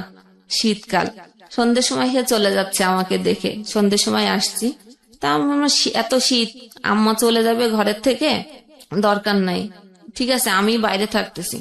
আমি সারা রাত শীতের মধ্যে, সোয়েটার নেই, কোনো কিছু নেই, আমি সারা রাত সিঁড়িতে বসে থাকলাম। আমার মা ঘরে ঠিকই ঘুমালেন লেপের মধ্যে। সেখানে ভাইয়াকে ফোন দিলেন ঢাকায়, যে ওর তো মাথা খারাপ হয়ে গেছে, এখন কি করবি কর, ও তো আমাকে মেরেই ফেলবে। আমি অমুকে দেখাইছিলাম, সেখানে এই কথা বলছে, তুই আয়। ভাইয়া ওই রাত্রে রওনা দিল ঢাকা থেকে। আসলো সকালবেলা, এসে দেখে যে আমি দাঁড়ায় আছি উঠানে। তো মানুষজন ডেকে বলল যে দেখেন, একটা সুস্থ মস্তিষ্কের লোক কখনো এই শীতের মধ্যে সারা রাত কি বাইরে থাকতে পারে? তাহলে বোঝেন সবাই যে আমার মা যেটা বলে সেটাই রাইট কিনা, যে ও আসলে তাহলে পাগল হয়ে গেছে। তাই আমি পাগল হয়ে গেছি। আম্মাকে ওই সময় ও কি করলো, ব্যাগটা গুছাইনে পাঠাই দিল কোথায়। আমি আমার মার পিছ পিছ দৌড়াইছিলাম রাস্তায়, যে তুমি যেও না, আমি তোমাকে কখনো মারবো না, আমি এটা করতে আসি নাই, আমি মারতে চাই নাই, আমি কেন মারবো, তুমি তো আমার মা, আমি তোমাকে কেন মারতে যাব। সে আমার কোনো কথা শুনল না, চলে গেল। বাসায় থাকলাম। বড় ভাইয়ের এখানে আসলেন ঢাকাতে। এখান থেকে কি বুদ্ধি পেয়ে গেছেন, আমি বাড়িতেই একা একাই, কোনো চাল না, কোনো কিছু না, কোনো কিছুই রেখে যায়নি, খাবার কোনো কিছু, রইছি আমি একা। আমার ছোট ভাই আমাকে অনেক মারলো যে তোর জন্য আমার মা এই বাড়িতে থাকতে পারে নাই, তোকে এই বাড়িতে আর থাকতে দিব না। তাহলে আমি কোথায় যাব সেটা জানি না, তুই কোথায় যাবি, কোথায় যে থাকবি, তুই কি খারাপ জায়গাও যদি চলে যাস সেটাও আমাদের দেখার দায়িত্ব না। তারপরে পাশের বাড়ি থেকে একটা ছেলে এসে ও বললো যে থাকবে, ও থাকুক, আপনি মানে কিছু করেন না। আমার কাছ থেকে ফোন ছিল, ফোনও নিয়ে নেওয়া হলো। আমার কাছে একটা টাকা, কিছু টাকা ছিল, সেটাও নিয়ে নিল, গেল। ছোট ভাইয়া চলে গেল আবার ঢাকাতে। ও যে পৌঁছাইছে আর বড় ভাইয়া আবার হয়তো রওনা দিছে, আমি জানি না, যেহেতু আমার কাছে ফোন নাই, কোনো কিছু আমি জানি না। সকাল ভোরবেলা দরজা নক করছে, তারপরে খুলে দেখি যে ভাইয়া, বড় ভাইয়া এসে আমাকে রড দিয়ে অনেক মারলো। লোহার একটা রড ছিল, সারা শরীরে রক্ত জামা। কি আমাকে কেন মারতেছো? তো টাকা চাইছো, একটা ছেলের সাথে সম্পর্ক, প্ল্যান করে আসছি আমি, এগুলো চাকরি টাকরি ছেড়ে দিয়ে প্ল্যান করে বাড়িতে আসছি যে টাকা পয়সা নিয়ে আমি চলে যাব। তা আমি টাকা চাইছি, ভালো কথা, টাকা নিয়ে নেয় না। টাকা, মা ছিল না বাসায়, মা চলে গেছে, তুই হচ্ছে টাকা চুরি করছিস। আমি টাকা চুরি করছি, কত টাকা? 50,000 টাকা। আমি চুরি করছি, আমি চুরি করলে আমি ঘরে কেন? রাইট। আমি চুরি করলে তো আমি নিয়ে চলে যেতাম, তাহলে আমি কেন? আমি যদি প্ল্যান করে থাকতাম, কারোর সাথেই চলে যেতাম, তাহলে তো আমার উপযুক্ত সময় ছিল যে বাড়িতে কেউ নাই, আমি তো নিয়ে চলে যেতাম। যখন সে আমার কোনো কথাই শোনে নাই, প্রচুর আমাকে মারলো এবং বাইরে থেকে তালা লাগা চলে গেল। যে আমার আব্বুর একটা ফ্রেন্ড ছিল পাশে, তাকে ডেকে আনলো। আনার পরে তাকে বললো যে আম্মা বলছে যে ও হচ্ছে ঘরে সোনা গহনা ছিল, সেগুলো চুরি করে পাস করছে, আর 50,000 টাকা ছিল, সে টাকা ও পাস করে দিছে। তা আমি বলছি, এটা কে বলছে? বলছে মা বলছে। আমি বলছি আম্মা বলছে? আমার বিশ্বাস হয় না, কারণ আমি এত বছর, সে আমাকে মানুষ করছে, আমি চোর কি, আমার হাত টাকা নেওয়ার অভ্যাস আছে কিনা একমাত্র সেই ব্যক্তি আমাকে বলতে পারবে যে আমি কেমন। তা আমার মা যদি বলে থাকে যে আমি চুরি করছি, তাহলে আমি বাড়ি থেকে হচ্ছে গিয়ে চলে যাব।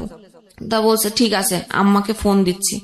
আর প্রতিবেশী যারা যে কাকু, তারা বসাই আমার সামনে। তা আমি কাকুর কাছে রিকোয়েস্ট করছি যে আমার তো মারতে মারতে আর জায়গা রাখে নাই, তো তারপরও আমি মানে বাড়ি ছেড়ে যাই না। যদি আমার মা আমাকে এই কথা বলে যে আমি চুরি করছি, তাহলে আমি আজকে এখনই এই মুহূর্তে আমি চলে যাব, কারণ আমার আর বলার কোনো ভাষা নেই, এর কোনো উত্তর আমার কাছে জানা নাই। ফোন দিল, লাউডে দিল। হ্যাঁ, আমার মা ওই পাশ থেকে বলছে যে আমার ঘরে 50,000 টাকা ছিল, ও চুরি করছে, গহনা ছিল 5 ভরি, সেটা ও নিছে। আমি আর কোনো রিয়াক্ট করলাম না, বললাম আচ্ছা কাকু ঠিক আছে। কাপড় চুপড় নিলাম, বাট আমার সার্টিফিকেট গুলো কেড়ে নেওয়া হলো। আমার ভাই আমার সার্টিফিকেট গুলো কেড়ে নিল, দিল না। আমি সার্টিফিকেটের জন্য ওয়েট করতেছিলাম যে কখন দেয় ওটা, কোথাও যে করব কিছু করে, সেটার জন্য আমার সার্টিফিকেটের প্রয়োজন আছে। তারপরে বাড়িতে থাকতে দিল না, বের করে দিল ওই সময়। যে আমি আমার কাকু আমাকে নিয়ে গেলো যে আমার বাসায় থাক, দেখি তোর মাকে বোঝাতে পারি কিনা। কাকুর বাসায় থাকলাম 14 দিন। আমার মা ঢাকা থেকে। এই ভাসমান জীবনের পরিণতি আসলে শেষ পর্যন্ত কোথায় গিয়ে দাঁড়ায় সেটা একটা প্রশ্নই বটে। তবে বিরতির সময় তারপর হ্যাঁ, সে কাকুর বাসায় 14 দিন থাকার পরও আম্মু আর মানলো না, বললো যে ও থাকলে কোনোভাবে আমি বাড়িতে থাকবো না। তার অনেকভাবে বললো যে আপনার মেয়ে, এটা তো ছেলে না, নিজের মেয়ে। হ্যাঁ, ছেলে হলে একটা জায়গায় যে রাত কাটাতে পারছে, যে কোনো কাজ করতে, এটা তো আপনার মেয়ে, ও তো চাইলেও পারবে না কোথাও যে কাজ করতে, বা আপনি কেন এটা বুঝতেছেন না? তাই কোনো কথাই সে শুনলো না। দেখ, আমি ঠিক করলাম তাহলে আমি কোথায় যাব। তো ব্যাগ ট্যাগ নিলাম। সেদিন ছিল, এই দিনটা মনে আছে যে 14 ফেব্রুয়ারি 2015 সাল। আমি সেই আগের যার সাথে আমার বিয়ে হয়েছিল, এক্স হাজবেন্ড, জি, আমি তার অফিসে গেলাম। এতদিন পরে গেলাম। সেইখানে যাওয়ার পরে সে একটু না চেনার ভান করেছিল আমাকে দেখে। তারপরে ওইখানে যারা ছিল, অফিসে তো অনেক লোকই থাকে, সেখানে পরিস্থিতি সামাল করার জন্য সে মানে নর্মালি আমার সাথে কথা বলার পর আমি বললাম যে আসলে আমার বাড়ির পরিস্থিতি একটু খারাপ, এরকম অবস্থা, আমার আসলে যাওয়ার জায়গা নেই, দেখে আমি লাস্ট অব্দি এখানে আসছি, যে আমার একটু থাকার ব্যবস্থা করা যায় কিনা। সে তখন তার কলিগের বাসায় আমাকে কিছুদিন রাখলো। রাখার পরে একটা এনজিওতে লোক নিচ্ছিলেন, সেখানে আমাকে পাঠানো মানে কলিগের বাসায় 1 মাস রাখার পরে একটা বাসা নিয়ে দেয়। সে বাসাতে সে আসতেন বলতে তার যখন ট্রেনিং থাকতেন, এর মধ্যে সে কিন্তু বিয়ে করছে, তার একটা ছেলে সন্তানও আছে। আচ্ছা, এটার পরেও আমি যখন গেলাম, সে আমাকে ওই মুহূর্তে আমার মুখের সামনে সে আমাকে ফিরাই দেয় নাই। সে কলিগের বাসায় 1 মাস রাখার পরে বাসা নিছে। সে যখন খুলনাতে বিভিন্ন ট্রেনিং এ যেত তখন ওইখানে যে থাকা লাগতো, সেই সময়টা আসতো আমার বাসায় থাকতো। মানে আপনার সঙ্গে একটা হাজবেন্ড ওয়াইফ সম্পর্ক সেই সময়টাতে ছিল। সে যেখানে রাখছে সব জায়গায় তার ওয়াইফ পরিচয় দিয়ে রাখছে, এবং অফিসে যখন গিয়েছি সে কিন্তু বলে নাই, যে সে যখন পরিচয় করাই দিছে আমার ওয়াইফ। হ্যাঁ, আমার ওয়াইফ। 3 মাস পরেই ওই এনজিও চাকরির জন্য আমাকে পাঠায়। সেখানে যখন ভাইবা দিতে যাই, ওই ভাইবাতে ছিল একজন আপু, যে আমাদের এক বাড়ির পরেই তার বাড়ি। সে কিছুটা একটু একটু শুনছিল যেহেতু এলাকায়, তো সে বলছে তুমি ওনার ওয়াইফ, আমরা তো ওনাদের সাথে অনেক বছর কাজ করি, সেটা তো আমি জানি না। আমার তো এখানে আর বলার কিছু নেই, কারণ আমি তার কিছুই বললাম না যে আপু আমার আসলে জবটা দরকার। এখানে ট্রেনার হিসেবে আমি যোগদান করলাম। আপনার বিভিন্ন ইউনিয়ন কাউন্সিলে ভিজিডির চাল দেয় সরকার থেকে, ওটা একটা প্রকল্প। সেখানে স্যালারি আমার 5,000 টাকা ছিল, কিন্তু সে যে আমাকে ওই চাকরিটা দিয়ে আস্তে আস্তে যে দূরে সরাই দেওয়ার জন্য করছে, সেটা আমি বুঝি নাই। ওই কয় মাস সে আমাকে খরচ টরচ দিছে, বাসা ভাড়া দিছে, খাবার খরচ সবই দিছে। এইটুকুই বা করে কে? হ্যাঁ, তাই না? না করলেও তো পারতো। রাইট। এটা করার পরে এবং ওই চাকরিতে ঢোকার সময় 10,000 টাকা দিতে হয় জামানত। এখন অনেক মেম্বার, 10 টাকা করে হলেও অনেক টাকা হয়ে যায়। যখন টাকা তোলা হতো 4 লাখ 5 লাখ করে টাকা হতো। এই কারণে জামানত দেওয়া। 10,000 টাকা সে নিজেই দিল জামানত হিসেবে। এরপরে আর যোগাযোগ যখন করে না, তখন আমি বাসাতে মানুষের কাছে কি জবাবদিহিতা করব? যে কাউন্সিলরকে আমাকে দিয়ে আসছে সেখানেও তো সে একই পরিচয় দিয়ে আসছে। আমি তো কাউকেই জবাব দিবে না যে তোমার হাজবেন্ড কোথায়, কেন আসে না। কোন একটা ডাউট আছে, এটা তো মানুষ বোঝে, যে মাসের পর মাস আসে না, ফোন দেয় না, খোঁজ নেয় না, নিশ্চয়ই কোনো সমস্যা আছে। আমি আর কিছু বলতাম না। এরপরে আমি চাকরিটা ছেড়ে দিলাম। এত কথা উত্তর না দিতে পেরে? হ্যাঁ।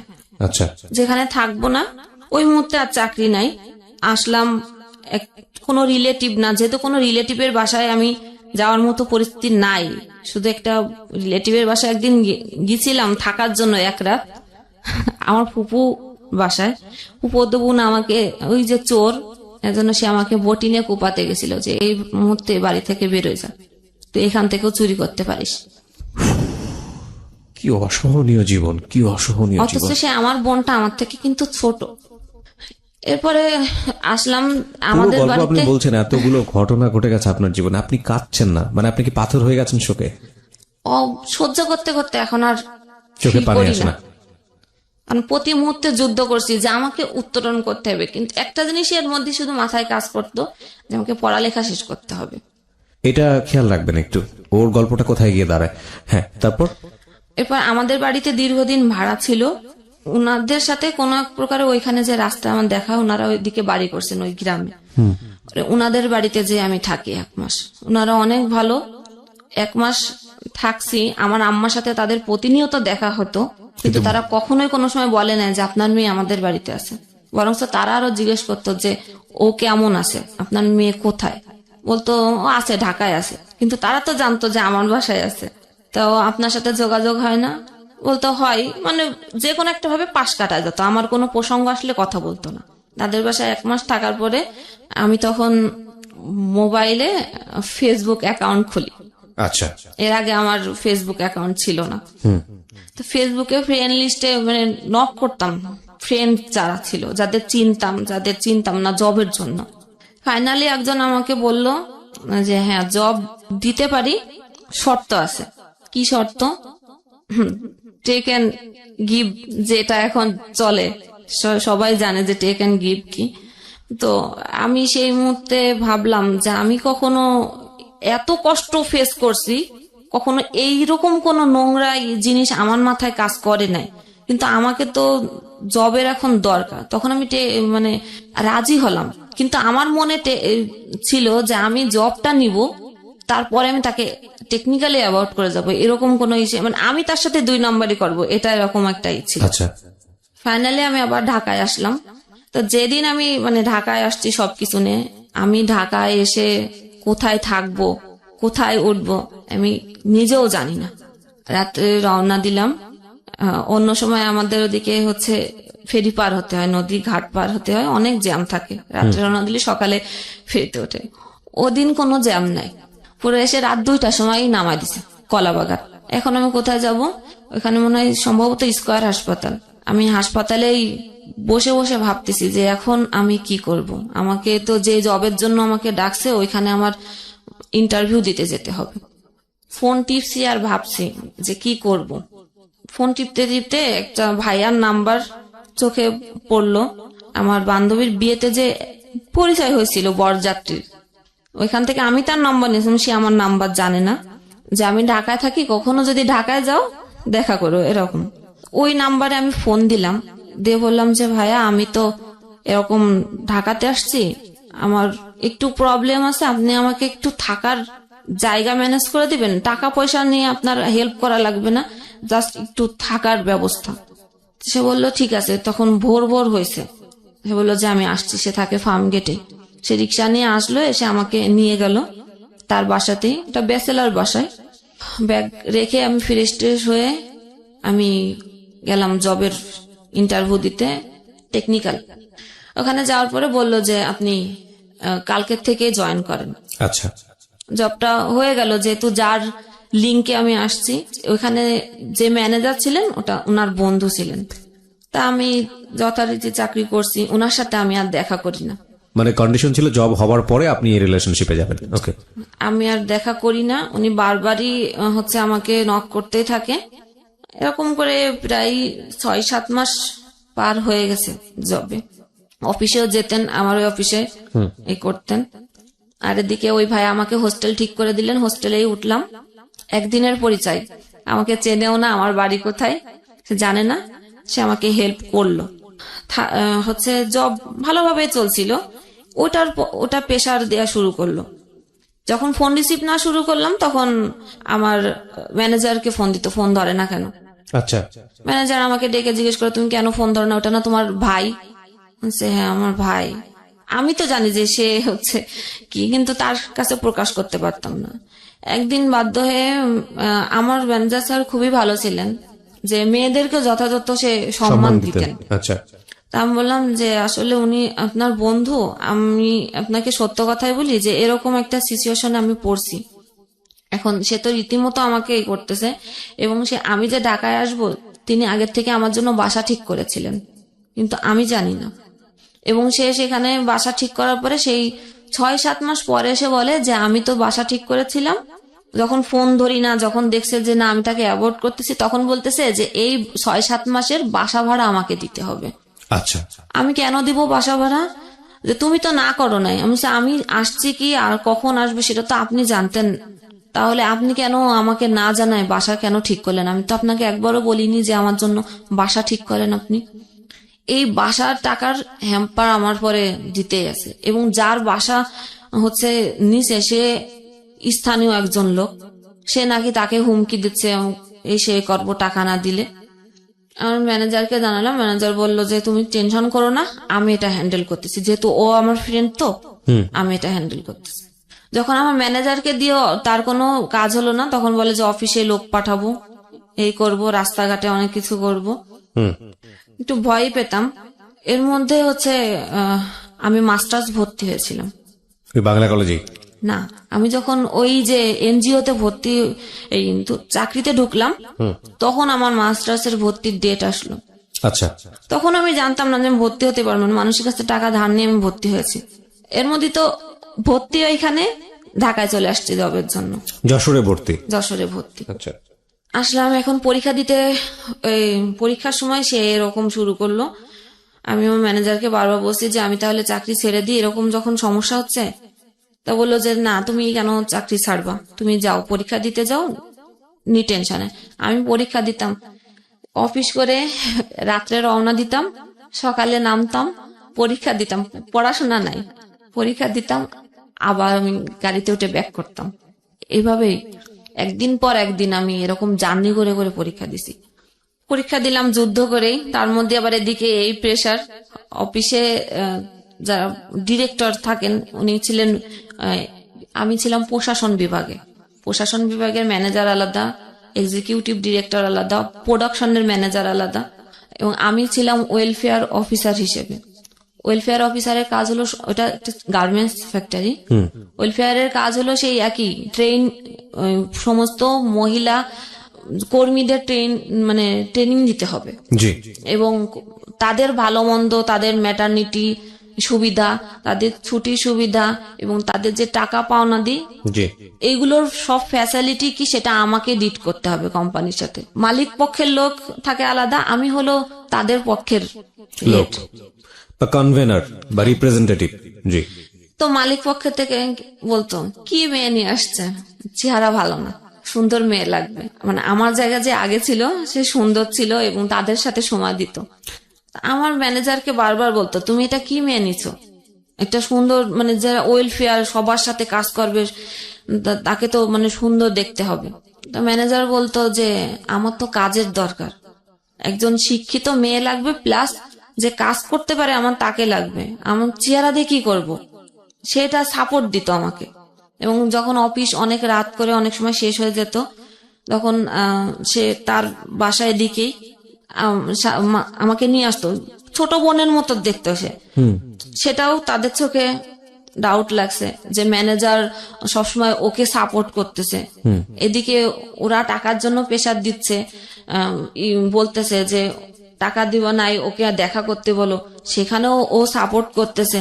তাহলে আমাদের এতদিনের বন্ধুত্ব সম্পর্ক, আর সে 2 দিন চাকরি করতে গেল, তুমি তাকে বাঁচাচ্ছ কেন? তাহলে নিশ্চয় তোমার সাথে ওর কোনো রিলেশন আছে। ওকে, এই কথা বলতেছে। তখন ম্যানেজার হয়ে তুমি যখন তোমার কাছে বলে কোনো লাভ নেই, তখন এক্সিকিউটিভ যে ডিরেক্টর তাকে বলা হবে। সেখানেও তারা ফোন দিল যে ওই মেয়ে এই সেই, প্রকারে আমি ভালো না, আপনার ম্যানেজার এরকম সাপোর্ট করতেছে। এবং তাদের দিক থেকেও একটা কথা ছিল যে আমার চেহারা ভালো না, সব মিলায়ে এমন একটা পরিবেশ তৈরি হলো যে আমার কাজ করাটা একদম। এবং ম্যানেজারকেও ডেকে তাদের বলা যে তোমার ওই মেয়ের সাথে এই সে আছে, তোমার ওয়াইফকে জানাই দিব। এখন কেউ তো ফ্যামিলিতে এরকম একটা নিতে চাবে না। আমিও ভাবলাম যে আমার জন্য তার কেন হবে, সে তো আমাকে কখনো খারাপ চোখে দেখে নাই, আর আমাকে তো কোনো খারাপ অফারও সে কখনো দেয় নাই, তাহলে আমি কেন আমার জন্য তার ক্ষতি হতে দিব। নিলাম আমি জব ছেড়ে দিলেন? জি, জব ছেড়ে দেওয়ার পরে আমি যে কোম্পানিতে চাকরি করতাম সেই কোম্পানির নাম কিন্তু বাংলাদেশে, আপনিও খুব ভালো করে জানেন। এই সময় আমি আর নতুন করে চাকরি পাচ্ছি না, যেখানেই আমি চাকরির জন্য কথা বলতেছি সেখানে সেই একই সমস্যা, গিভ এন্ড টেক। আমি কখনো এটার কাছে মাথা নয়। এর মধ্যে তো মনে করেন 2 বছর, আমি তো বাড়ি থেকে চলে আসছি 2 বছর হচ্ছে। 2 বছরের মধ্যে আমাকে কেউ একবারও খুঁজলো না, আমাকে কেউ একবারও ফোন দিল না, কেউ ভাবলো না যে এই মানুষটা যে বাসার থেকে চলে গেল, একটা মেয়ে মানুষ কোথায় গেল, খাচ্ছে কি না খাচ্ছে। 2 বছরের মধ্যে 4টা ঈদ গেছে, বাকি সব দিন হচ্ছে গিয়ে আমি বাদ দিলাম যে আমাকে কেউ মনে করে নাই, কিন্তু ঈদের দিনও কি আমার মনে পড়ে নাই? হ্যাঁ, বলুন। তো এটা ফিল করতাম। ফিল করে আমি আমার নাম্বার থেকে ফোন দিলে আমার মা কখনো ফোন রিসিভ করতো না, অন্য আননোন নাম্বার থেকে ফোন দিয়ে আমি চুপ করে থাকতাম, শুধু একটু কণ্ঠ শোনার জন্য, যে মার কণ্ঠ একটু শুনবো। যখনই আমার কখনো হ্যালো শব্দটা শুনতো, যখনই বুঝতে পারতাম আমি, তখনই ঠিক ফোনটা কেটে দিত, আর কখনো আমার ফোন ধরতো না। এবং আমার ভাইও না, আমার বড় ভাই তো আমাকে টোটালি ওই সময়ই, সেই 2 বছর আগে আমার সাথে কথা বলে নাই। এখনো অব্দি আমার বড় ভাইয়ের সাথে আমার কোনো রিলেশন নাই, সে আমাকে আদৌ খোঁজে না। সে বলে যে আমার কোনো বোন নাই, আমার বোনের কোনো প্রয়োজন নাই। তারপরে তো হোস্টেলে আসি, কোনো জব পাই না। আমার যেটা জমানো ছিল, যতটুকু চলার দরকার ছিল, শেষ। এখন আমি কি করব? আমাকে তো আসলে এখন মনে হলো যে না, একজন সাথী প্রয়োজন জীবনে চলার পথে। যে আমি তো একা, আমাকে যে এরকম পারতেছে সে সেইভাবে আমাকে বলে যাচ্ছে, খারাপ কথা থেকে শুরু করে অফার দেয়া থেকে শুরু করে খারাপ, আমি কোনো ভালো কিছু পাই নাই। তখন এই যে কোম্পানিতে আমি চাকরি করতাম, এই কোম্পানিরই একজনের সাথে আমার পরিচয় হয়েছিল। পরিচয়টা এরকম যে আমি পরীক্ষা যখন মাস্টার্স পরীক্ষা দিতে যাচ্ছিলাম তখন অবরোধ ছিল, জি, কোনো গাড়ি নাই। আমি কিভাবে যাব তাকে বলেছিলাম, সে আমাকে ঘাট পর্যন্ত পৌঁছে দিয়েছিল। তারপরে আমি বাইকে করে করে আমি যশোর পৌঁছাইছি, যেখানে গাড়িতেই যেতে লাগে 7 ঘন্টা, বাইকে করে করে যশোর পৌঁছায়। ওই সময় পরিচয়, কথা বলার এক পর্যায়ে আমি তার সম্বন্ধে হয়তো অত কিছু জানতাম না। পরে এক পর্যায়ে আমি বলেছিলাম যে আমার তো আর কোনো গতি নাই, আমি আর পারতেছি না, আমার কাছে যা ছিল সবই শেষ। আপনি মানে প্রেম আমি বলবো না, কারণ 1 মাসের কথা, 1 মাসে কারোর সম্পর্কে প্রেম হয়ে যায় কারোর সাথে, এটা আমি বলবো না। আমি নিরুপায় হয়ে বলেছিলাম যে আপনি কি আমাকে বিয়ে করবেন? মানে আপনি প্রস্তাব দিয়েছিলেন? হ্যাঁ। সে বলেছিল মানে করব, আমাকে কিছুদিন ঘুরিয়েছিল। আচ্ছা। তারপরে অ্যাটলিস্ট সে আমাকে বিয়ে করলো। বিয়ের পরে আমি আস্তে আস্তে জানতে পারলাম তার ওয়াইফ আছে, একটা না 2টা। বিয়ের আগে আপনি জানতেন না? না। তো জিজ্ঞেস করা উচিত ছিল? হ্যাঁ, আমি জিজ্ঞেস করেছি, সে আমাকে স্বীকার করে নাই, করছে মানে একটার কথা স্বীকার করছে এবং বলছে যে তার সাথে আমার মানে কাগজপাতি বলতে ডিভোর্স হয়ে গেছে, কোনো রিলেশন নাই, আমি এখন একাই থাকি। যেহেতু আমার একটা প্রবলেম আছে এবং কোনো মেয়ের ফ্যামিলি যদি মানে পাশে না থাকে, সে মেয়েকে কখনো আমার জানা মতে বা আমার দেখা মতে, আমার লাইফ থেকে আমি বলতেছি, যে কোনো ভালো ছেলে বিয়ে করতে চায় না। বলবে যার ফ্যামিলি যার পাশে, ওই মেয়ে আর কত ভালো, ওই মেয়ে তো ভালোই না। এবং সোশ্যাল কলটা এরকমই। হ্যাঁ, এবং যার মা সব জায়গায় বলতেছে যে আমার মা যদি কোনো সন্তানের নামে বলে, সেটা তো অবভিয়াসলি মানুষ বিশ্বাস করতে বাধ্য, যে মা তো সন্তানের কখনো খারাপ চায় না। মা যখন বলতেছে তাহলে ওই মেয়ে নিশ্চয়ই এরকম। কোনো দিক থেকেই আমার কোনো বিয়ের কাজ আর আমার বাড়ি থেকে কখনো দেওয়ার চেষ্টাও করেনি, খোঁজেওনি, যেহেতু আমাকে খরচ করে বিয়ে দেওয়া লাগবে, এটা তারা করবে না। ফাইনালি তো বিয়ে করার পর এগুলো জানতে পারলাম, এগুলো আবার নতুন করে আরেকটা পেইন, যে বউ আছে, তাও একটা তো জানতামই, এরপরে শুরু হলো যে আরেকটা, এবং 2 জায়গায় তার 2টা সন্তান আছে, এবং সে প্রথম ঘরে যে সন্তান আছে সেটাকে সে আজও অব্দি অস্বীকার করে, যে ওটা আমার সন্তান না, ওটা তার মানে ক্যারেক্টার খারাপ, অন্য কোথার থেকে এরকম হয়েছে। ঠিক আছে, সেটা তার ভাইয়ের সাথেই বলে, যে মানে তার ভাইয়ের সাথে সম্পর্ক ছিল। গেল সবকিছু মেনে টেনে নিয়ে আসি, এখন দেখতেছি যে তার রূপ আস্তে আস্তে বেরোচ্ছে। সে এখন আমাকেই সবসময় সন্দেহ করে, আমাকে বাসার থেকে কখনোই বেরোতে দেয় না, এবং ফিজিক্যাল টর্চার শুরু হয়ে গেছে। চাকরি কোথাও করতে দেবে না, সবাই খারাপ বলতে এখন সে আমাকে ওই পিছনের কথাগুলোই বলে, যে আমি যদি ভালো হতাম তাহলে কি আমার এরকম হতো, ওই সেই পিছনটা নিয়ে খোঁটা দেয়। হ্যাঁ, আমি যদি ভালো হতাম তাহলে আমার বাড়ির লোকেরা কি আমার সাথে এরকম করতো, এবং তোমার মা যে তোমাকে জন্ম দিছে সে কেন এরকম করে তোমার সাথে, নিশ্চয়ই তুমি খারাপ তাই করে, তোমাকে তো কেউ সহ্য করে না। এবং সে আমাকে স্পষ্ট বলে দেয় যে তোমার ভালো না লাগলে তুমি চলে যেতে পারো, আমি দিব না কোনো কাগজ, তুমি কাগজপাতি দিয়ে, এটা গতকালও আমাকে বলছে, তুমি কাগজপাতি দিয়ে চলে যেতে পারো। এখন আর জীবনের কোনো কিছু এখনো খুঁজে পায় না, এখনো আশা করি যে না, আমাকে এখনো কিছু করতে হবে, একটা জায়গায় আমাকে দাঁড়াতে হবে। হয়তো আমার নিজের যদি কিছু থাকতো, বা আমি নিজে যদি একটা জব করতাম, নিজে যদি ভালো পজিশনে থাকতাম, হয়তো আমার দিকে এই আঙ্গুলগুলো তুলতো না কেউ। তার মানে আপনি এখনো স্টিল ফাইট করে যাচ্ছেন, প্রতিনিয়ত ফাইট করে যাচ্ছেন। কেন এই গল্পটা বললেন এই প্রশ্নটা আমি করব না, কারণ সবাইকে আমি একই প্রশ্ন করি। তো মানে আজকের এই জীবন গল্পটা শুনে অনেক মানুষই একটা জিনিস ফিল করবে, অনেক মেয়েই ফিল করবে, আল্লাহ কত ভালো রেখেছে তাদের। হ্যাঁ বলেন। আমি এখনো আমার ভুলগুলো খুঁজে পাই না, যে আমার ভুলটা ধরায় দুক, আমি শুধরে নেব। কারণ ভুল যে কাজ করে সে কিন্তু একটা ঘোরের মধ্যে থাকে, সে কিন্তু বুঝতে পারে না যে আমি ভুল করতেছি না ঠিক করতেছি।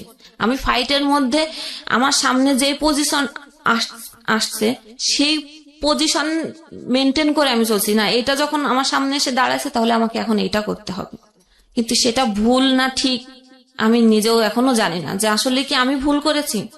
সব ভুলের জন্য কি আমি দায়ী? আমাকেই সবসময় সবাই আমাকেই দায়ী করেছে, যে আজকে সবকিছুর ভুলের পিছনে আমি দায়ী, এখনো অব্দি আমাকেই দায়ী করে।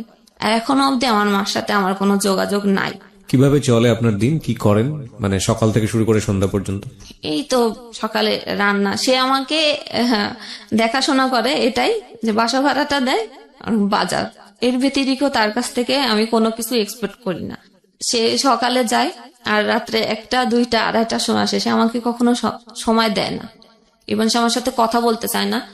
কথা বলতে গেলে সে আমার কথা শুনে না এবং বলে যে আমি তোমাকে টেকনিক্যালি অ্যাভয়েড করি। আপনার কিছু বলার নাই এখানে আলটিমেটলি? আমি এখনো বুঝতে পারছি না যে আমি আমার ভুলটা কোথায়। একটা সংসার করতে গেলে আমি এতটুকুই বুঝি, স্বামী সংসার দুইজনের, সেখানে কোনো কিছু করতে গেলে দুইজন পরামর্শ করেই করতে হয়। সেখানে সে যা কিছু করে আমার পরামর্শ তো করেই না। আমি যখন বলি তখন বলে যে তোমার এত কিছুর কি দরকার, তোমার এত কিছু জানার দরকার নেই, আমি যা খুশি তাই করব, আমি বলতে পারবো না কোনো কিছু। আমি বললে আমাকে টর্চার মারে, গায়ে হাত তোলে। হ্যাঁ, সেদিনও আমার নাকে এমন একটা ঘুষি মারছে, সারা রাতই ব্লিডিং হয়েছে নাক দিয়ে। তারপরেও এই যে এফএম এর প্রতি যে আগে একটা ঝোঁক ছিল। খুব বাজে একটা প্রশ্ন করি, এই প্রশ্নটা করতে ইচ্ছে করছে এই কারণে, আমরা যখন অনেক বেশি ফ্রাস্ট্রেটেড হয়ে যাই, আমাদের এই যে গল্পটা আমি শুনলাম, তো আপনার তো একুল উকুল দুকুল কিছুই নাই। একুল উকুল বলতে বোঝাচ্ছি কারণে যে একটা মেয়ের জামাই সংসার না থাকলে ঘরে ফিরে যায়, বাবা মা থাকে, আপনার সেই জায়গাটাও নাই। কেউ কোনো মানুষই আপনাকে জায়গা দিল না। মাঝে মাঝে এরকম মনে হয় না যে সুইসাইড করে ফেলি? ও, সেই প্রসঙ্গটাতে মানে আমার মা যখন আমার সাথে এরকম করতো, আমি একবার বিষ খেয়েছিলাম। আচ্ছা, এজন্য খেয়েছিলাম যে আমি বিষ খাওয়ার পরেও আমি রিয়াকশন দেখতে চাই যে আমার মা আমার প্রতি কতটা আগ্রহী। ও আচ্ছা আচ্ছা, হ্যাঁ, এটা আমার দেখার জন্য আমি এটা করেছিলাম। আমি যে রাগ করে করেছিলাম না, যে সে আমার কাছে আসে কিনা, যে আমার সন্তান আজকে মরে যাচ্ছে, যে আসলে ওকে কাছে আসে। কিন্তু তখনও না সে আমার কাছে আসে না, এমনি সাইডের লোক পাঠাইছে যে ওকে একটু মানে কি করলে কি হয় সেটা একটু দেখতে, কিন্তু সে ওই দূরেই ছিল। তারপরে সে আমার সাথে কথা বলে নাই। এর মধ্যেও তার একবার ঘুমের ওষুধ খেয়েছিলাম, তখন আম্মা কেউ বাসায় ছিল না। ওই যে যখন চুরির ঘটনাটা হয়েছে, ওটা সহ্য করতে না পেরে আমি ঘুমের ওষুধ খেয়েছিলাম। এখন আর মনে হয় না যে আর মরবো, কারণ ওটাও কষ্ট আছে, মরতে গেলেও কষ্ট। এরপরে কি হবে? Fine, it's a big question. এরপরে আসলে কি হবে? এবং আমি মাস্টার্স কমপ্লিট করেছি, আর এখন যে আমার হাজবেন্ড সে কিন্তু এসএসসি পাস। আচ্ছা, তো আপনি মাস্টার্স কমপ্লিট করেছেন, আপনার কি সরকারি চাকরির বয়স আছে? হ্যাঁ আছে, এখনো তো আপনি 3 বছর বিসিএস ট্রাই করেন, অন্যগুলো ট্রাই করেন। এখন কি হয়েছে যে আগে আমি এত ভালো স্টুডেন্ট ছিলাম যে কোন পৃষ্ঠায় কি পড়তাম আমার কিন্তু মনে থাকতো 1 মাস পরেও, যে আমি অমুক পৃষ্ঠায় এত জায়গায়। এখন আমি এত কিছু মানে পড়ি, চেষ্টা করি, আমার কোনোভাবে আমি মনে রাখতে পারি না। ব্রেনে অনেক চাপ পড়েছে যে কারণে। সো আপনাকে যদি বলতে বলি যে আমাদের যারা লাখ লাখ শ্রোতা আছেন তাদের উদ্দেশ্যে কিছু বলার জন্য, কি বলবেন? কিছু বলার আছে একেবারে নিজের জীবন থেকে? থাকে না যে আপনি যে অভিজ্ঞতার মধ্য দিয়ে গেছেন, সেই অভিজ্ঞতার আলোকে যদি কিছু বলতে বলি, কি বলবো? কারণ বা এটা যদি না বলেন তাহলে শুরুটা একটা হয়েছিল জায়গায় এরকম আসতে পারি কিনা যে এত ফ্রাস্ট্রেশন, এত বেশি ঝামেলা, এত বেশি মানে কি বলা যেতে পারে, লাইফে কোনো জায়গায় কোনো হোপ নেই, তার মধ্যেও আপনি বেঁচে থাকেন, মানে সামনে নিশ্চয়ই একটা স্বপ্ন আছে, রাইট? এখনো খোটা শুনি যে শিক্ষিত হয়েছি শুধু টাকাই নষ্ট করেছি। না, সেটা ঠিক আছে, কিন্তু মানুষ তো একটা স্বপ্ন নিয়ে বেঁচে থাকে যে আজকের পরে অন্তত আমার আগামী দিনটা এরকম সুন্দর। তো আপনার কোনো স্বপ্ন আছে? এই স্বপ্ন থেকেই যে আমি কোচিং করেছিলাম একটা নিউজ প্রেজেন্টারের। তো ছোটবেলায় যে বলেছি যে আমাদের বাড়ি টিভি ছিল না, কিন্তু আমার ওই জিনিসটার প্রতি কিন্তু আগ্রহ ছিল, ওই টিভিতে একটু দেখা যাবে। আমি নিজেকে ভাবতাম মাঝে মাঝে যে ওইখানে কি আমাকে কখনো দেখা যাবে, এটা আমি ভাবতাম। চুরি করে আমি টিভি দেখতে যেতাম, এটার জন্য অনেক মার খেয়েছি, কিন্তু এতদিনে সম্ভব হয় নাই, এই পজিশনে থেকে আমি পারি নাই। হয়তোবা সেটা হবেও না, কিন্তু একটা সংসারের স্বপ্ন থাকে না একটা মেয়ে, যে একটা ছিমছাম সংসার, একটা বাচ্চা কাচ্চা। বাচ্চা কাচ্চা, সেখানে আমার একটু প্রবলেম ধরা পড়ছে, আমার ব্লাডে প্রবলেম আছে। মানে এটা কি ডাক্তার বলে দিয়েছে যে হবেই না? এরকম হবে না, না ট্রাই করলে হবে, কিন্তু সে তো আমাকে ট্রিটমেন্ট করার জন্য আগ্রহী না। আমি তো এখন জব করি না, আমি এই মুহূর্তে আমাকে ট্রিটমেন্ট করার জন্য আমি কোথায় টাকা পাবো? আর সে যে টাকাটা দেয় এইভাবে, মানে কোন রকম পেটে ভাতে একটা মানুষের জীবন থাকে, এরকমই, এর বেশি কিছু এক্সপেক্ট করা যায় না। সুন্দর জীবন বলতে আসলে কি বোঝায় না? আপনি আপনাকে সবকিছু মনে করেন, আপনার এই পাস্ট নাই, অতীত নাই। সবসময় হচ্ছে চায় যে আমার স্বামী সন্তান নিয়ে আমি হ্যাপি থাকবো এবং অনেক বেশি টাকা হবে, এটা মানে কোনো মেয়ে প্রথমেই স্বপ্ন দেখে না যে অনেক বেশি টাকা হবে, কিন্তু সবাই একটা শান্তি চায়। শান্তি সুখ নিয়ে, মানে মোটা ভাত খেয়েও যেন আমি সুখে থাকি। মার সাথে লাস্ট কবে দেখা হয়েছে, কত বছর আগে? মার সাথে দেখা হয়েছে, আমি গেছিলাম ফেব্রুয়ারিতে, গিয়েছিলাম এই ফেব্রুয়ারি। কথা বলেনি? আমি গেলে বাসা থেকে চলে যায়, সামনে আসে না? আসে ওই একই কথা, এখনো সে একই কথা। তুই পাগল? আমি তোমার না আসাটাই বেটার এখানে। এই হচ্ছে আমাদের আজকের জীবন গল্প। এবং আমি আসলে শেষে এসে কিছুই বলতে পারছি না এই কারণে যে আজকের এই জীবন গল্প থেকে আসলে লেসনটা কি। লেসনটা একটা অদ্ভুত লেসন আছে, সেটা হলো ওর বাবা মরে যাওয়ার পর থেকে আজ পর্যন্ত ওর জীবনে কোনো সুখস্মৃতি নাই, এবং প্রত্যেকটা জায়গাতে ও যে পরিমাণ ঘাত প্রতিঘাতের শিকার হয়েছে, কষ্টের শিকার হয়েছে, যেই পরিমাণ পেইনের মধ্য দিয়ে গেছে, তারপরেও একটা সুন্দর জীবনের স্বপ্ন দেখে এবং ও বেঁচে থাকতে চায়। ওর একটা কাজ দরকার, মানুষের কাছ থেকে ভালোবাসা চায়। দেখেন, একটা মানুষের মা বেঁচে থাকার পরে যদি সেই মা তাকে না লাভ না করে, এবং ভাই আছে তারা যদি খোঁজ না নেয়, জামাই আছে তারা শুধুমাত্র বেঁচে থাকার জন্য যতটুকু দরকার ছিল ততটুকুই দিয়েছে, এর বেশি কিছু দেয়নি, তারপরেও যদি একটা মানুষ বেঁচে থাকতে পারে সুন্দর ভবিষ্যতের জন্য, তাহলে আপনি যতটা কষ্টেই থাকেন না কেন, যতটা প্রবলেমের মধ্যেই থাকেন না কেন, আপনার মনে হয় একটা সুন্দর জীবনের স্বপ্ন দেখা উচিত। আমি বরং আজকের এই গল্পটাকে এভাবেই দেখতে চাই। জীবন গল্পটা এখানেই শেষ হচ্ছে।